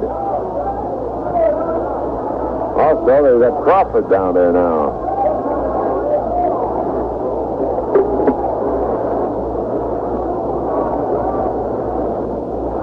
Here's the set and the pitch. It is a ball into play. Then Barker throwing again in the Texas bullpen. 3-0 to count on Kemp. He steps out, gets back in with that 2-tone bat of his, waving him across the plate waiting. Matlack sits and delivers, and he walked him on 4 pitches. That is the first walk issued to the Tigers. And here comes Billy Hunter out. Billy crossing the foul line, the big right-hander. Barker continues to tune up in the bullpen. Cool enough tonight where the non-participants are wearing windbreakers. And now Hunter decides that that's going to be all for his starter. He wants to go to Barker, the young right-hander. Here's a hand for Matlack as he leads the mound. Oh, Billy wanted to stick with the big left-hander who was doing the job on most of the left-hand hitters of the Tigers with that wicked curve of his, that off-speed breaking ball, but with Spikes and Parrish and Rodriguez and Wagner at the tail end of the Tigers batting order, all right-hand batters, he has gone to Len Barker. He's 6'4", a big blonde fellow, weighs 235 pounds. This will be his first appearance of the season.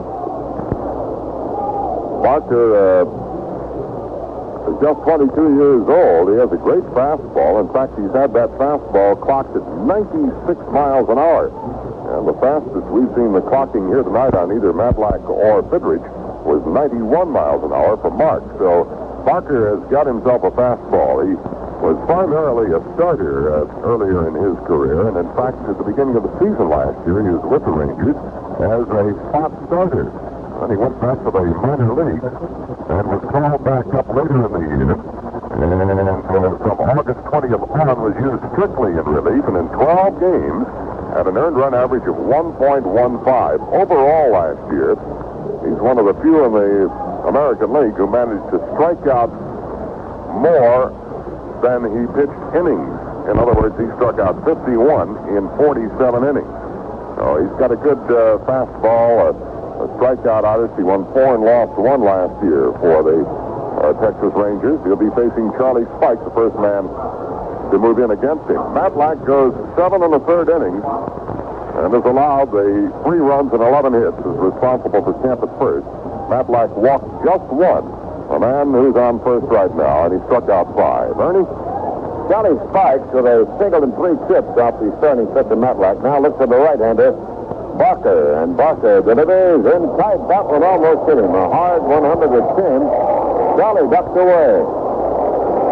Barker's a native of Fort Knox, Kentucky.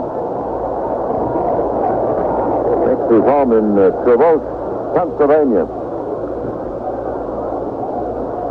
Throw to first, and he almost threw that one away. Hargrove had to reach up.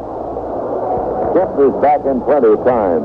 Spike steps away from the plate for a moment. Tigers lead 3-2, 8th inning. Man on and the man out. The infield and double play depth on Shawty. Right-handed batter waiting. And Barker delivers. It is a ball in close. He steps out of an overhand motion. He throws a little bit like a catcher, sort of off his ear. And short arms the ball up there.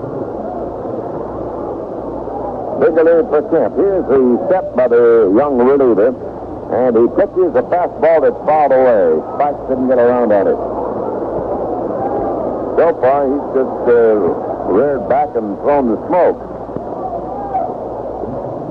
Barker started out at the age of 17 at Sarasota. Pitcher all the way. Spike waiting at the plate now. Throw to first. Kemp slides back head first, and he made it. Fairly close. Tigers lead 3-2, 8th inning in Texas, trying for a 2-game sweep down here before they head up to Canada. Longer lead for Kemp. Doesn't go. The pitch is hit foul back of the plate. Step swing by Spikes. The ball jammed him, and he fouled it off. Crawford continues to throw in the Tiger bullpen. Taylor's taking a seat out there now.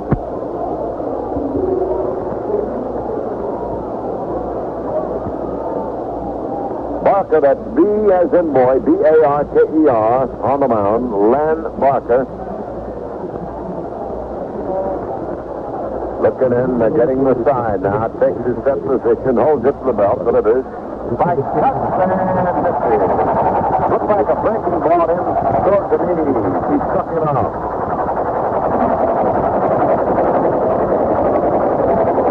That'll bring up Parrish, who contributed a home run in the 5th inning, a blow that tied the game. Struck out the first time, then homered his first home run of the year, and then the last time up, bounced to the second baseman Will. Kemp trying to edge off a little farther at first base. Doesn't go. Parrish fouls it away in the seat. Strike one on Lance. Well, the Tigers got their tie-breaking run in the 7th with 1 out on a single by Rodriguez. Wagner on the hit and run, singling the 3rd, and then Aurelio came home on a single by the 4th. Now the strike one delivery coming up to Parrish. It's a strike ball. That was a hard curve over. Barker way out in front of the rookie catcher, 2 strikes.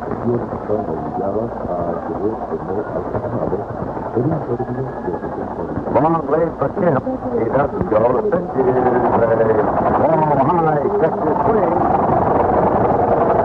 First swing there with his cohort. Larry Burnett down at first base. Larry said nope, he didn't go across on it. So Parrish steps away. Don't forget now, you want to see these young Tigers in action. The next game will be next Monday with the White Sox.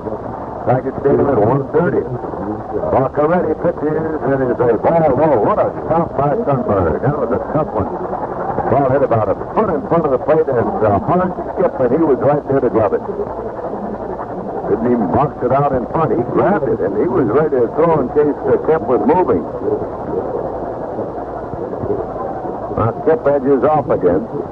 It's a 2-2 count. Ball low. Frank said been sort of a tough umpire on those low pitches tonight. On all of the pitches.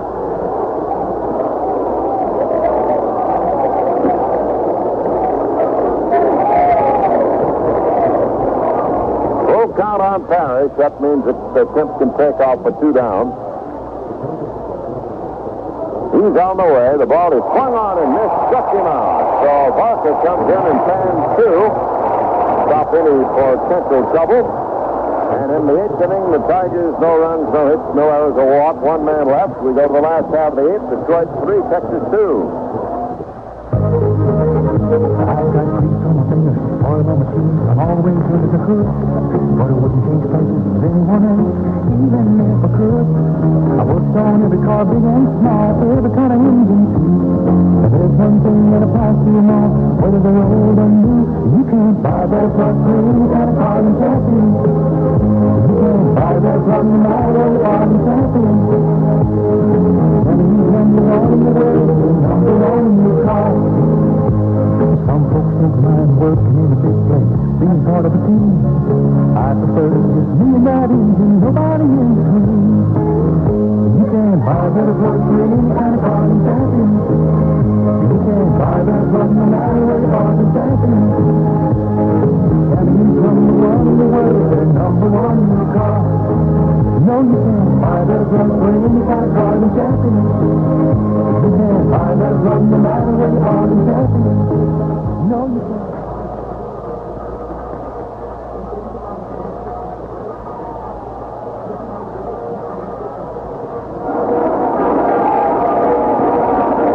Well, mark the birds. Ready to go to work now in the 8th inning.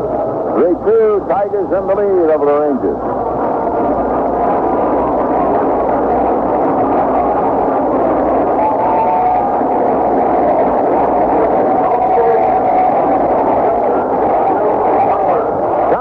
Will lead it off for the Rangers.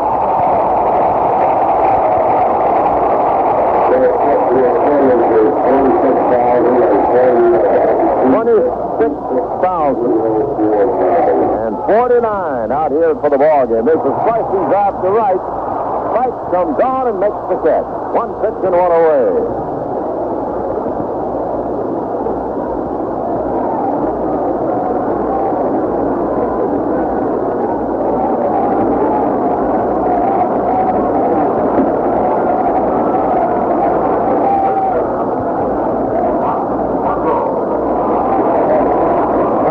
Now Hargrove stepping up, and Wilcox starts to heat up in the Tiger bullpen.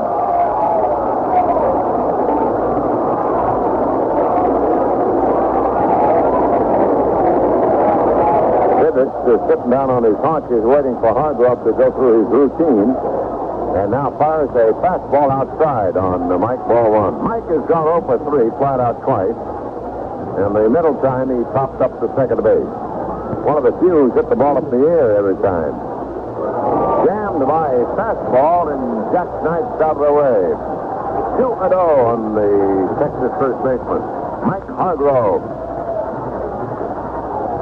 2 hits for Benitez, a couple of singles by him, a single by Washington, and a home run by Oliver. Those have been the hits. Well, Mark Fidrich gone all the way. Texas has used 2 pitches. Matlack started. Barker relieved him in the 8th inning.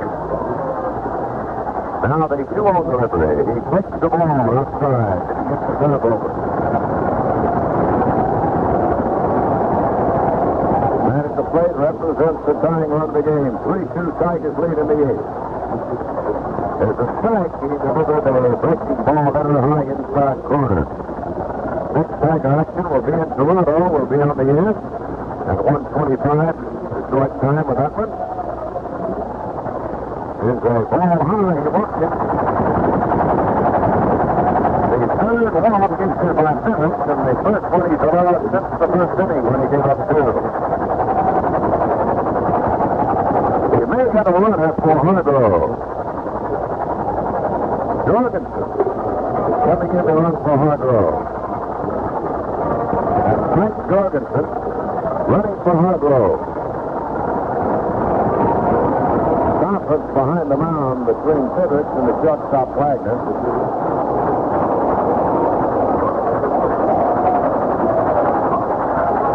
Here's the announcement on Jorgensen.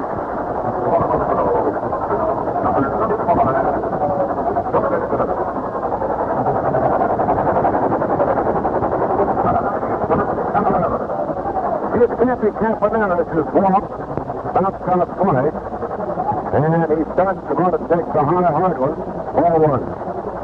Tigers lead by a run, 3-2. The Rangers with a man on the one man down the eighth inning. Rodriguez is near the bag and coming in on the bunt possibility. Now it's a ball in too close. He's jammed in. Well, the plate's moving around a little bit now on Mark Fidrich.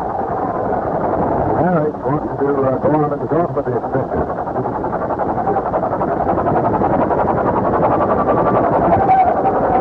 Johnson will hold at the bag with the bench runner Jorgensen.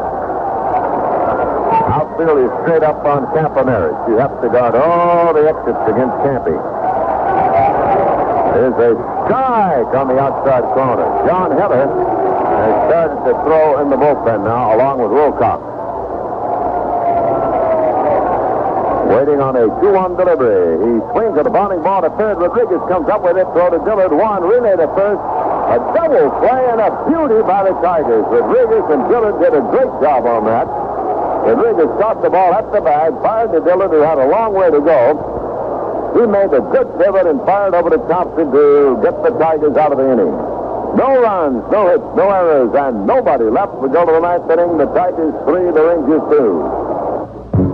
No charge checking. Other banks make it tougher. City National makes it easier. Now, while other banks are increasing the minimum savings balance you need for no charge checking, CNB lowers it with combo checking. Nobody has that. The City National Bank has that.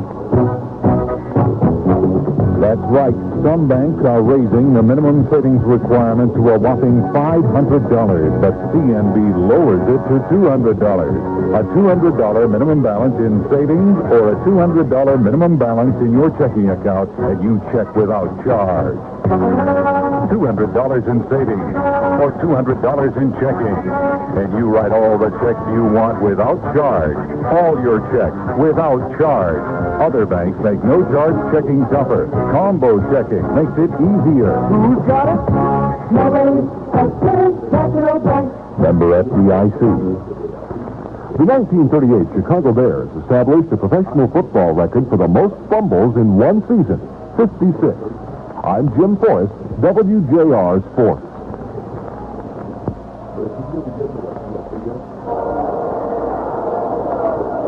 Let's pause here briefly for station identification. This is the Detroit Tiger Baseball Network.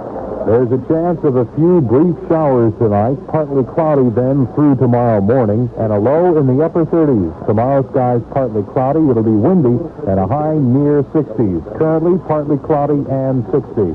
This is WJR Detroit. Rodriguez, who's had a double and 2 singles, 3 for 3, will face the young right-hand reliever Lynn Barker here in the ninth inning. The Tigers are ahead 3-2.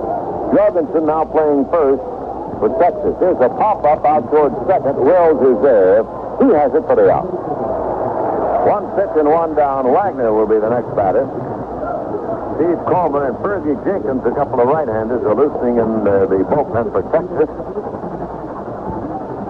Hiller has taken a seat in the Tiger bullpen, but Wilcox is still warming down there. Wagner had a key hit in the 7th inning, a single that kept the rally going, and the Tigers scored the tiebreaker in that inning. He takes a fastball in close. Wagner 1 for 3 this evening in Texas. Tigers lead 3-2 in the ninth inning.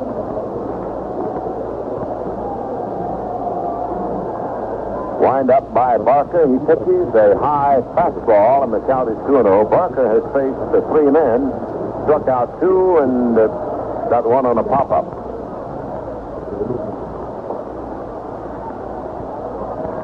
Wagner hitting out of a crouch, leaning over the plate. Now takes a cut at the line, drive to Wills for the out. A hard liner to the glove side of Wills, and he gloved it.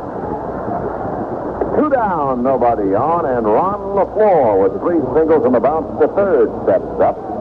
It was Ron's single with 1 out in the 7th inning that sent the Tigers into the lead they now hold, 3-2.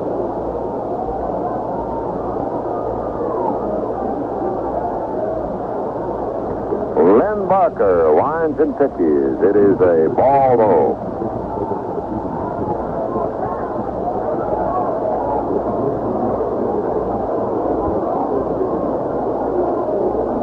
outs, nobody on, ninth inning. Tigers ahead by a run. Ball loose from the Texas bullpen, had to be chased down in their territory. Oh, we're ready again now. LaFleur waits the 1-0 pitch. Swung on and fouled the screen.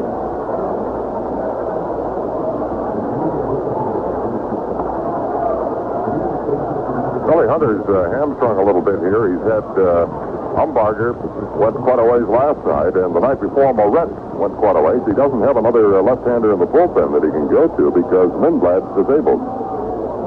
It's a chopper hit right back to Barker. He underhands over to Jorgensen at first, and the Tigers go out quietly in the ninth inning, nothing across. We go to the last half tonight. It is Detroit 3, Texas 2. WJR Director of Fine Arts Carl Haas, concert pianist and musicologist, is your resident guide to Adventures in Good Music, a daily exploration of symphonic opera, chamber music, oratorios, and tone poems that contribute to the world's treasure chest of great performances and the people responsible for them. Discussed in a personal way that makes listening and learning a daily delight, Adventures in Good Music. We celebrate the birthday of Viva Vivaldi, or usher in a new season with compositions written in tribute to a special time of the year. Flirtatious notes, a cheer for the Irish, and anthems incorporated. Those are but a few of the program themes brought to new life by Dr. Haas. Broaden your musical horizons with Adventures in Good Music. Afternoons at 2:10, here on WJR. Radio 76.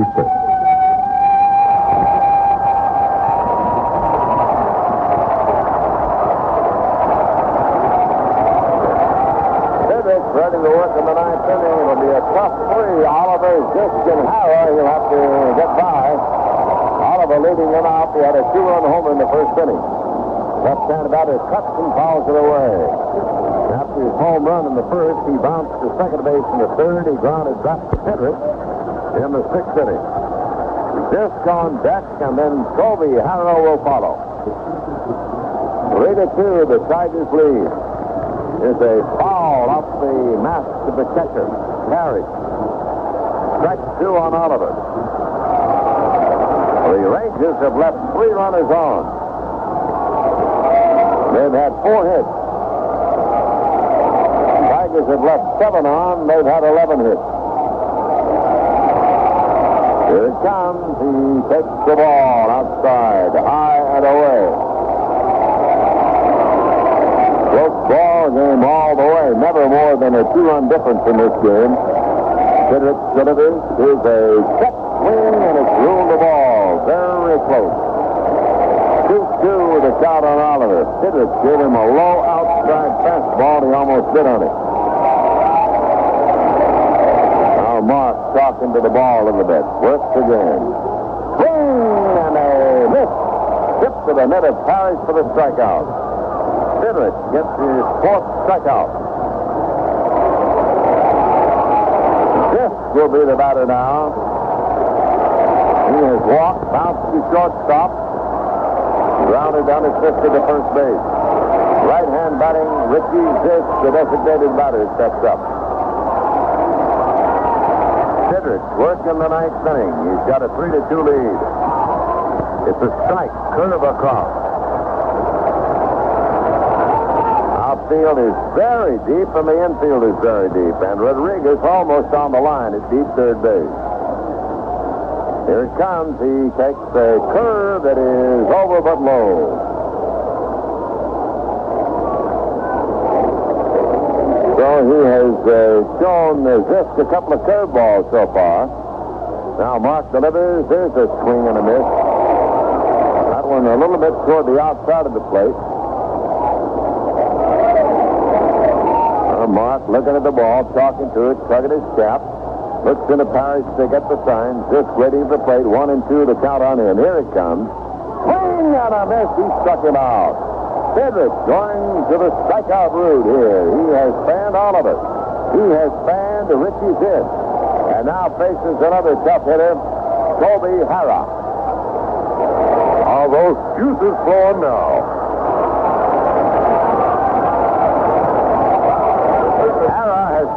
center, struck out, called third strike in the fourth inning, and flied to deep left field. He takes a ball in too close.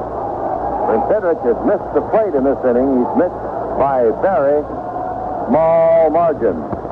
Now works again. There's a bounding ball. Deep shortstop. Wagner has it. He has no play. It'll be a hit. I think he broke his bat on that. It was sort of a weak one-hopper, but past Rodriguez. Deep short. Wagner gloved it, but could not come up with a throw. He wisely held on the ball, and it'll be an infield hit for Toby Harrah to keep the Rangers alive in the ninth inning. The fifth hit off Mark Cedric. He's the man who has one of those two. That's Theodore Washington. Left-hand batting Washington struck out in the first, single to a 2-out in the fourth inning. Grounded his shortstop in the seventh. Outfield deep and straight up on Cordell. Harrah at first base. Fair-sized lead for Toby. He bluffs going, doesn't go. The ball is hit foul down the left field line. A slicing drive hit hard into the seat in the left field corner. Texas with the tying run at first base. 2 down in the ninth inning. Cedric trying to get that final out. Harrah running on that pitch has to come on back now. And Claudel steps out of the batter's box to give him time to get his breath over there at first base. Now Washington back in to face Cedric. It's a strike one count with 2 outs. It is a ball in too close. The fastball missed the inside corner. Marty Springthorpe busting off the plate. It's been an exciting close game here in Texas. Here's the ball low. Over the plate for Blow. 2-1 the count on Washington. Will be followed by Juan Benitez.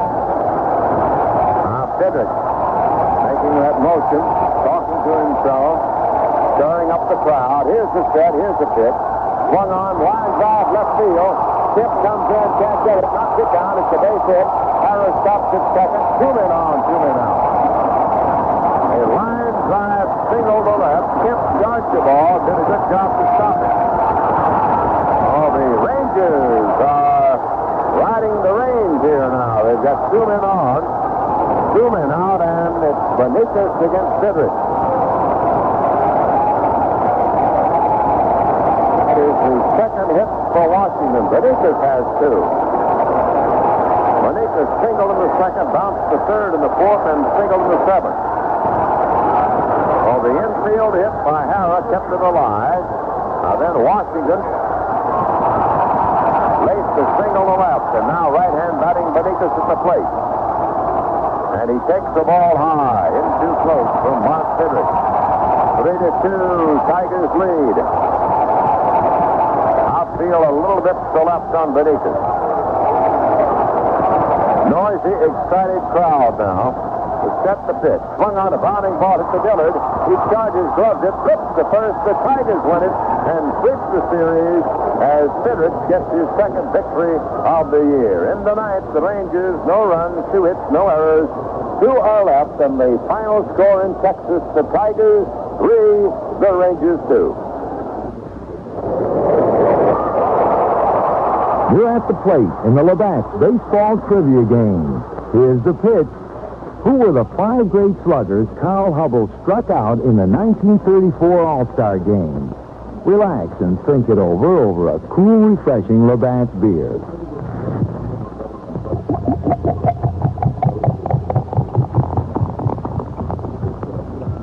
Hubbell, the meal ticket of the New York Giants, baffled the American League's greatest sluggers with his famed screwball pitch as he fanned Babe Ruth, Lou Gehrig, Jimmy Fox, Al Simmons, and Joe Cronin.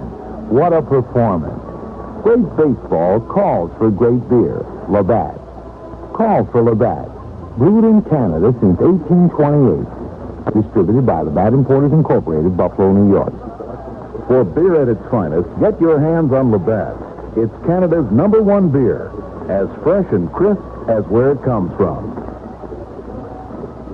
This is Jim Forrest with the WJR Sports Staff. A Clayton, Georgia high school basketball team was so upset with officiating that they dumped 56 points into their opponent's basket and lost. Last 6 years, this is the 7th year of existence of the Rangers in Arlington. It's been kind of a heartbreak ballpark for the Tigers. But tonight, Mark Fidrich was up to the task. Despite giving up two-out singles in the bottom of the 9th inning, the man with a killer instinct, once he has that lead in the 7th inning, managed to hang in there and get the final out on a bounce out the second to preserve the Tigers' 3-2 victory over the Rangers, sweeping the 2-game series and giving the Tigers a record now of 4-1 on the year. Fidrich gave up a walk and a home run to Al Oliver in the very first inning, spotting the Rangers a quick 2-0 lead. And the Tigers had to come from behind as Fidrich managed to shut them out the rest of the way, allowing 5 hits the remainder of the game over the last 8 innings, 2 of them in that 9th inning. The Tigers got their first run in the 2nd inning when, with 1 out, Steve Kemp singled. He took second on a single by Charlie Spikes and then scored on a 2-out double by Aurelio Rodriguez. Charlie Spikes cut down at the plate, attempting to score the tying run. In the 5th inning, Lance Parrish hit a 1-out home run, his first of the season, to tie the game. And in the 7th inning, with 1 out, Aurelio Rodriguez picked up his 3rd hit of the ball game, a single to left. He took 3rd on a hit-and-run single to right by Mark Wagner and scored on Ron LaFleur's single on the ground to left field, and that turned out to be the winning run. The Tigers total 3 runs, 11 hits and no errors. They left 7 on base. For the Rangers, 2 runs, 6 hits and no errors, and the Rangers stranded 5. The game took 2 hours and 4 minutes to play. A crowd of 26,049 on hand to see the Bird beat the Rangers tonight. Fidrich with his 2nd straight complete game victory, 2-0 on the year. John Matlack, the starter and loser, stands 1-1. So the Tigers now move on to Toronto. They'll use the off day tomorrow to fly to Toronto, where they'll begin a 3-game series Friday afternoon with Jim Clayton to go against Jerry Garvin. Our broadcast coverage begins on Friday at 1:15 Eastern Standard Time. That's about the story from Arlington for this road trip. For Ernie Harwell, this is Paul Carey saying so long. Once again, the final score, the Detroit Tigers 3, the Texas. By your greater Detroit Chrysler Plymouth dealers, who've got Horizon, Motor Trend Magazine's Car of the Year. By Champion Spark Plug. Treat your car to a fresh set of Champions. They're the world's #1 seller. And you can't buy a better plug than Champion. By the Detroit News. For the first good news in sports every morning, read the Detroit News AM edition at newsstands at 6:30 every morning. By City National Bank, where you can get combo checking, 2 ways to check without charges. And by Little Caesars Pizza, a winner any way you slice it.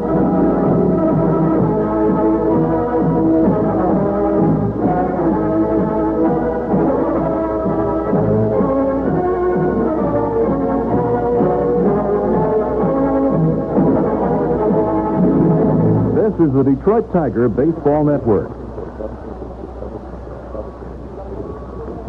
Now, True Value hardware stores offer a tool that adjusts easily to new situations.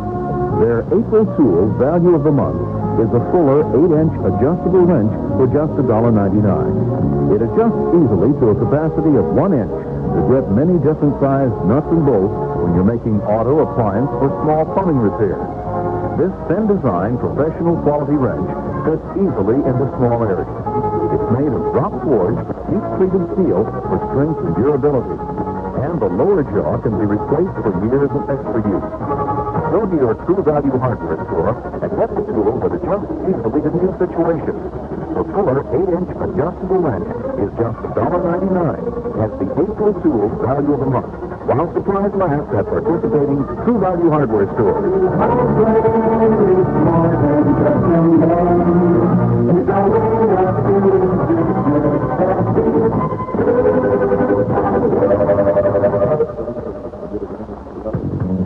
Welcome to the Paul Carey Scoreboard Show, brought to you by Radio 76, your power station for sports. Now, for the scores, the players who made news, and a resume of the action of today's baseball game, back to the stadium and Paul Carey.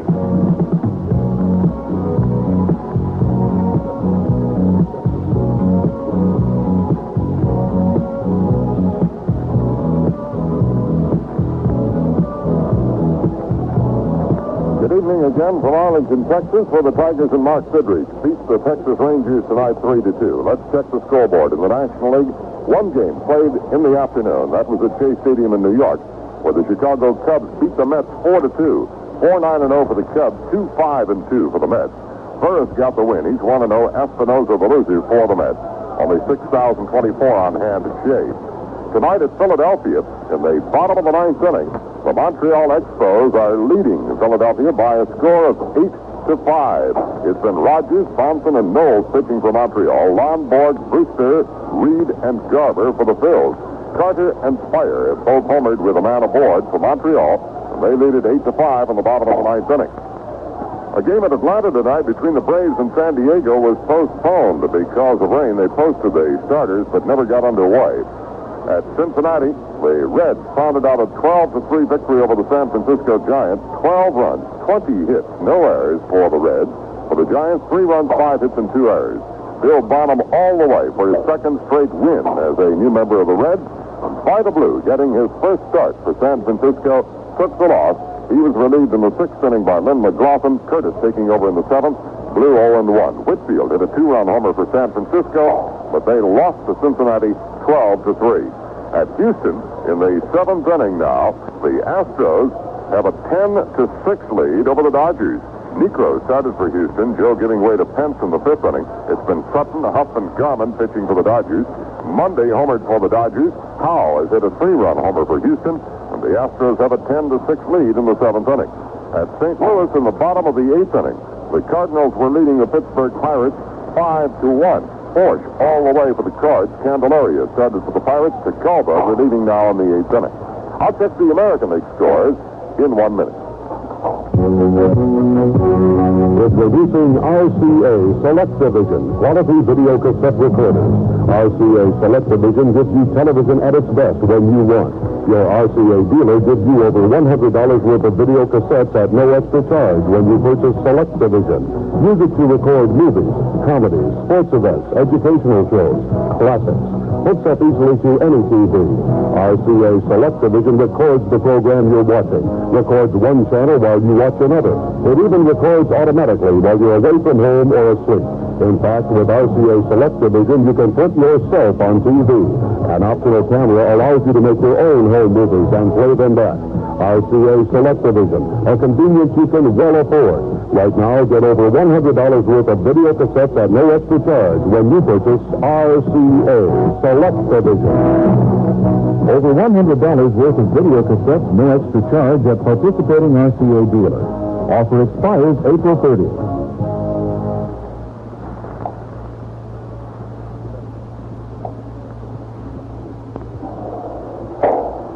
In the American League 3-day games this afternoon in Cleveland, the Boston Red Sox defeated the Indians 6-3, 6-11-1 for Boston, 3-13-1 for the Tribe. Torres got his first win as a member of the Boston club, while Garland took the loss. Wayne is 1-1. Rice and Lynn both homered for Boston. The Red Sox winning at 6-3 over the Indians. At Milwaukee, those rampaging Brewers made it 5 in a row, 2 straight over New York, taking a 5-3 victory over the Yankees today. 5-7-0 for the Brewers, 3-5-2 for the Yankees. Haas, the winner, is 2-0. Gossage, the loser, just the opposite, 0-2. Bando and Heisel both homered for Milwaukee, while Nettles and Spencer hit homers for the Yankees. Milwaukee winning it 5-3. At Chicago, the White Sox edged the Toronto Blue Jays 5-4. 5 runs, 7 hits, no errors for the White Sox. 4-9-1 for Toronto. Stone got the victory. Steve is 1-0, while Dave Lemanchik, who opened the season against the Tigers, suffered his second straight loss. Porter hit a pair of home runs for Chicago, his 3rd and 4th of the season, while Nordhagen and Gar also hit for the circuit for the White Sox. Chicago using the long ball to beat Toronto 5-4. In night games in the American League, it's Kansas City. They're in the 9th inning now, and Kansas City, with a 5-run 6th inning, leads Baltimore 5-1. Dennis Leonard is going all the way for the Royals. Flanagan started for the Birds. Martinez relieving in the 6th inning. Otis and Porter have both homered for Kansas City. Otis hit his with 2 on in that 6th inning, while Murray has homered for the lone Baltimore run. Kansas City leading it in the 9th inning, 5-1. 2 West Coast games in the American League. At Oakland, the Mariners did not score in the top of the 1st inning. The A's batting in their half. Honeycutt going to the Mariners against Langford of Oakland. At California, the Angels are hosting Minnesota. Rod Carew is homered with nobody aboard in the first inning, and that's the only scoring we've knowledge of. Redfern pitching for Minnesota. Tanana is going for the Angels. A recap of the Tiger victory coming up in 1 minute. Here's a message from Mechanical Representatives, your Detroit area distributor of York residential heating and cooling systems. When you're at Tiger Stadium, it's a good idea to get a scorebook to help you follow the game. Well, your Tigerland York heating and cooling contractor also has a book for you. The book's title is Energy and You. In it, you'll find information on how to save fuel, how to make your home energy efficient, how to make your family more aware of energy and its use. Call your York contractor listed in the yellow pages, or call Detroit's York distributor, Mechanical Representatives. This book is yours free of charge. It's just your Tigerland York dealer's way of making us all aware of energy, its use, and its conservation. Call your York contractor today. In Detroit, call Supreme Heating and Supply at 885-2402.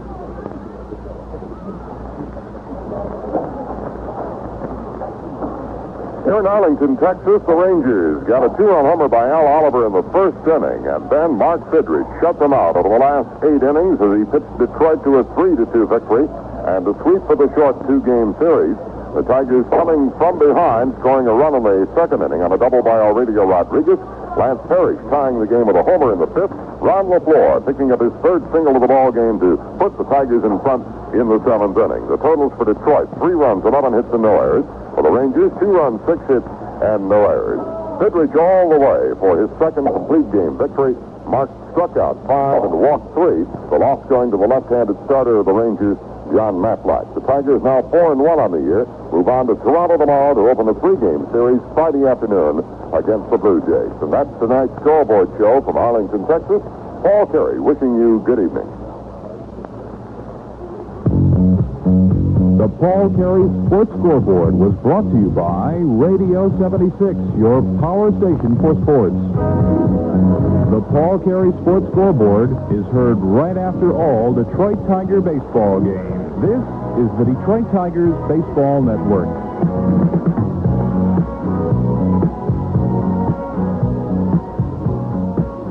When we're young, like John and I, it can be tough. We just bought a house, our baby is due in a month, car payments, we love one another, and that really helps. So does our credit union, not just savings accounts and loans. As credit union members, we get some good deals on insurance, too. We got our car loan at the credit union and borrowed the money for landscaping the house. If John dies, I know there's insurance to pay off those loans.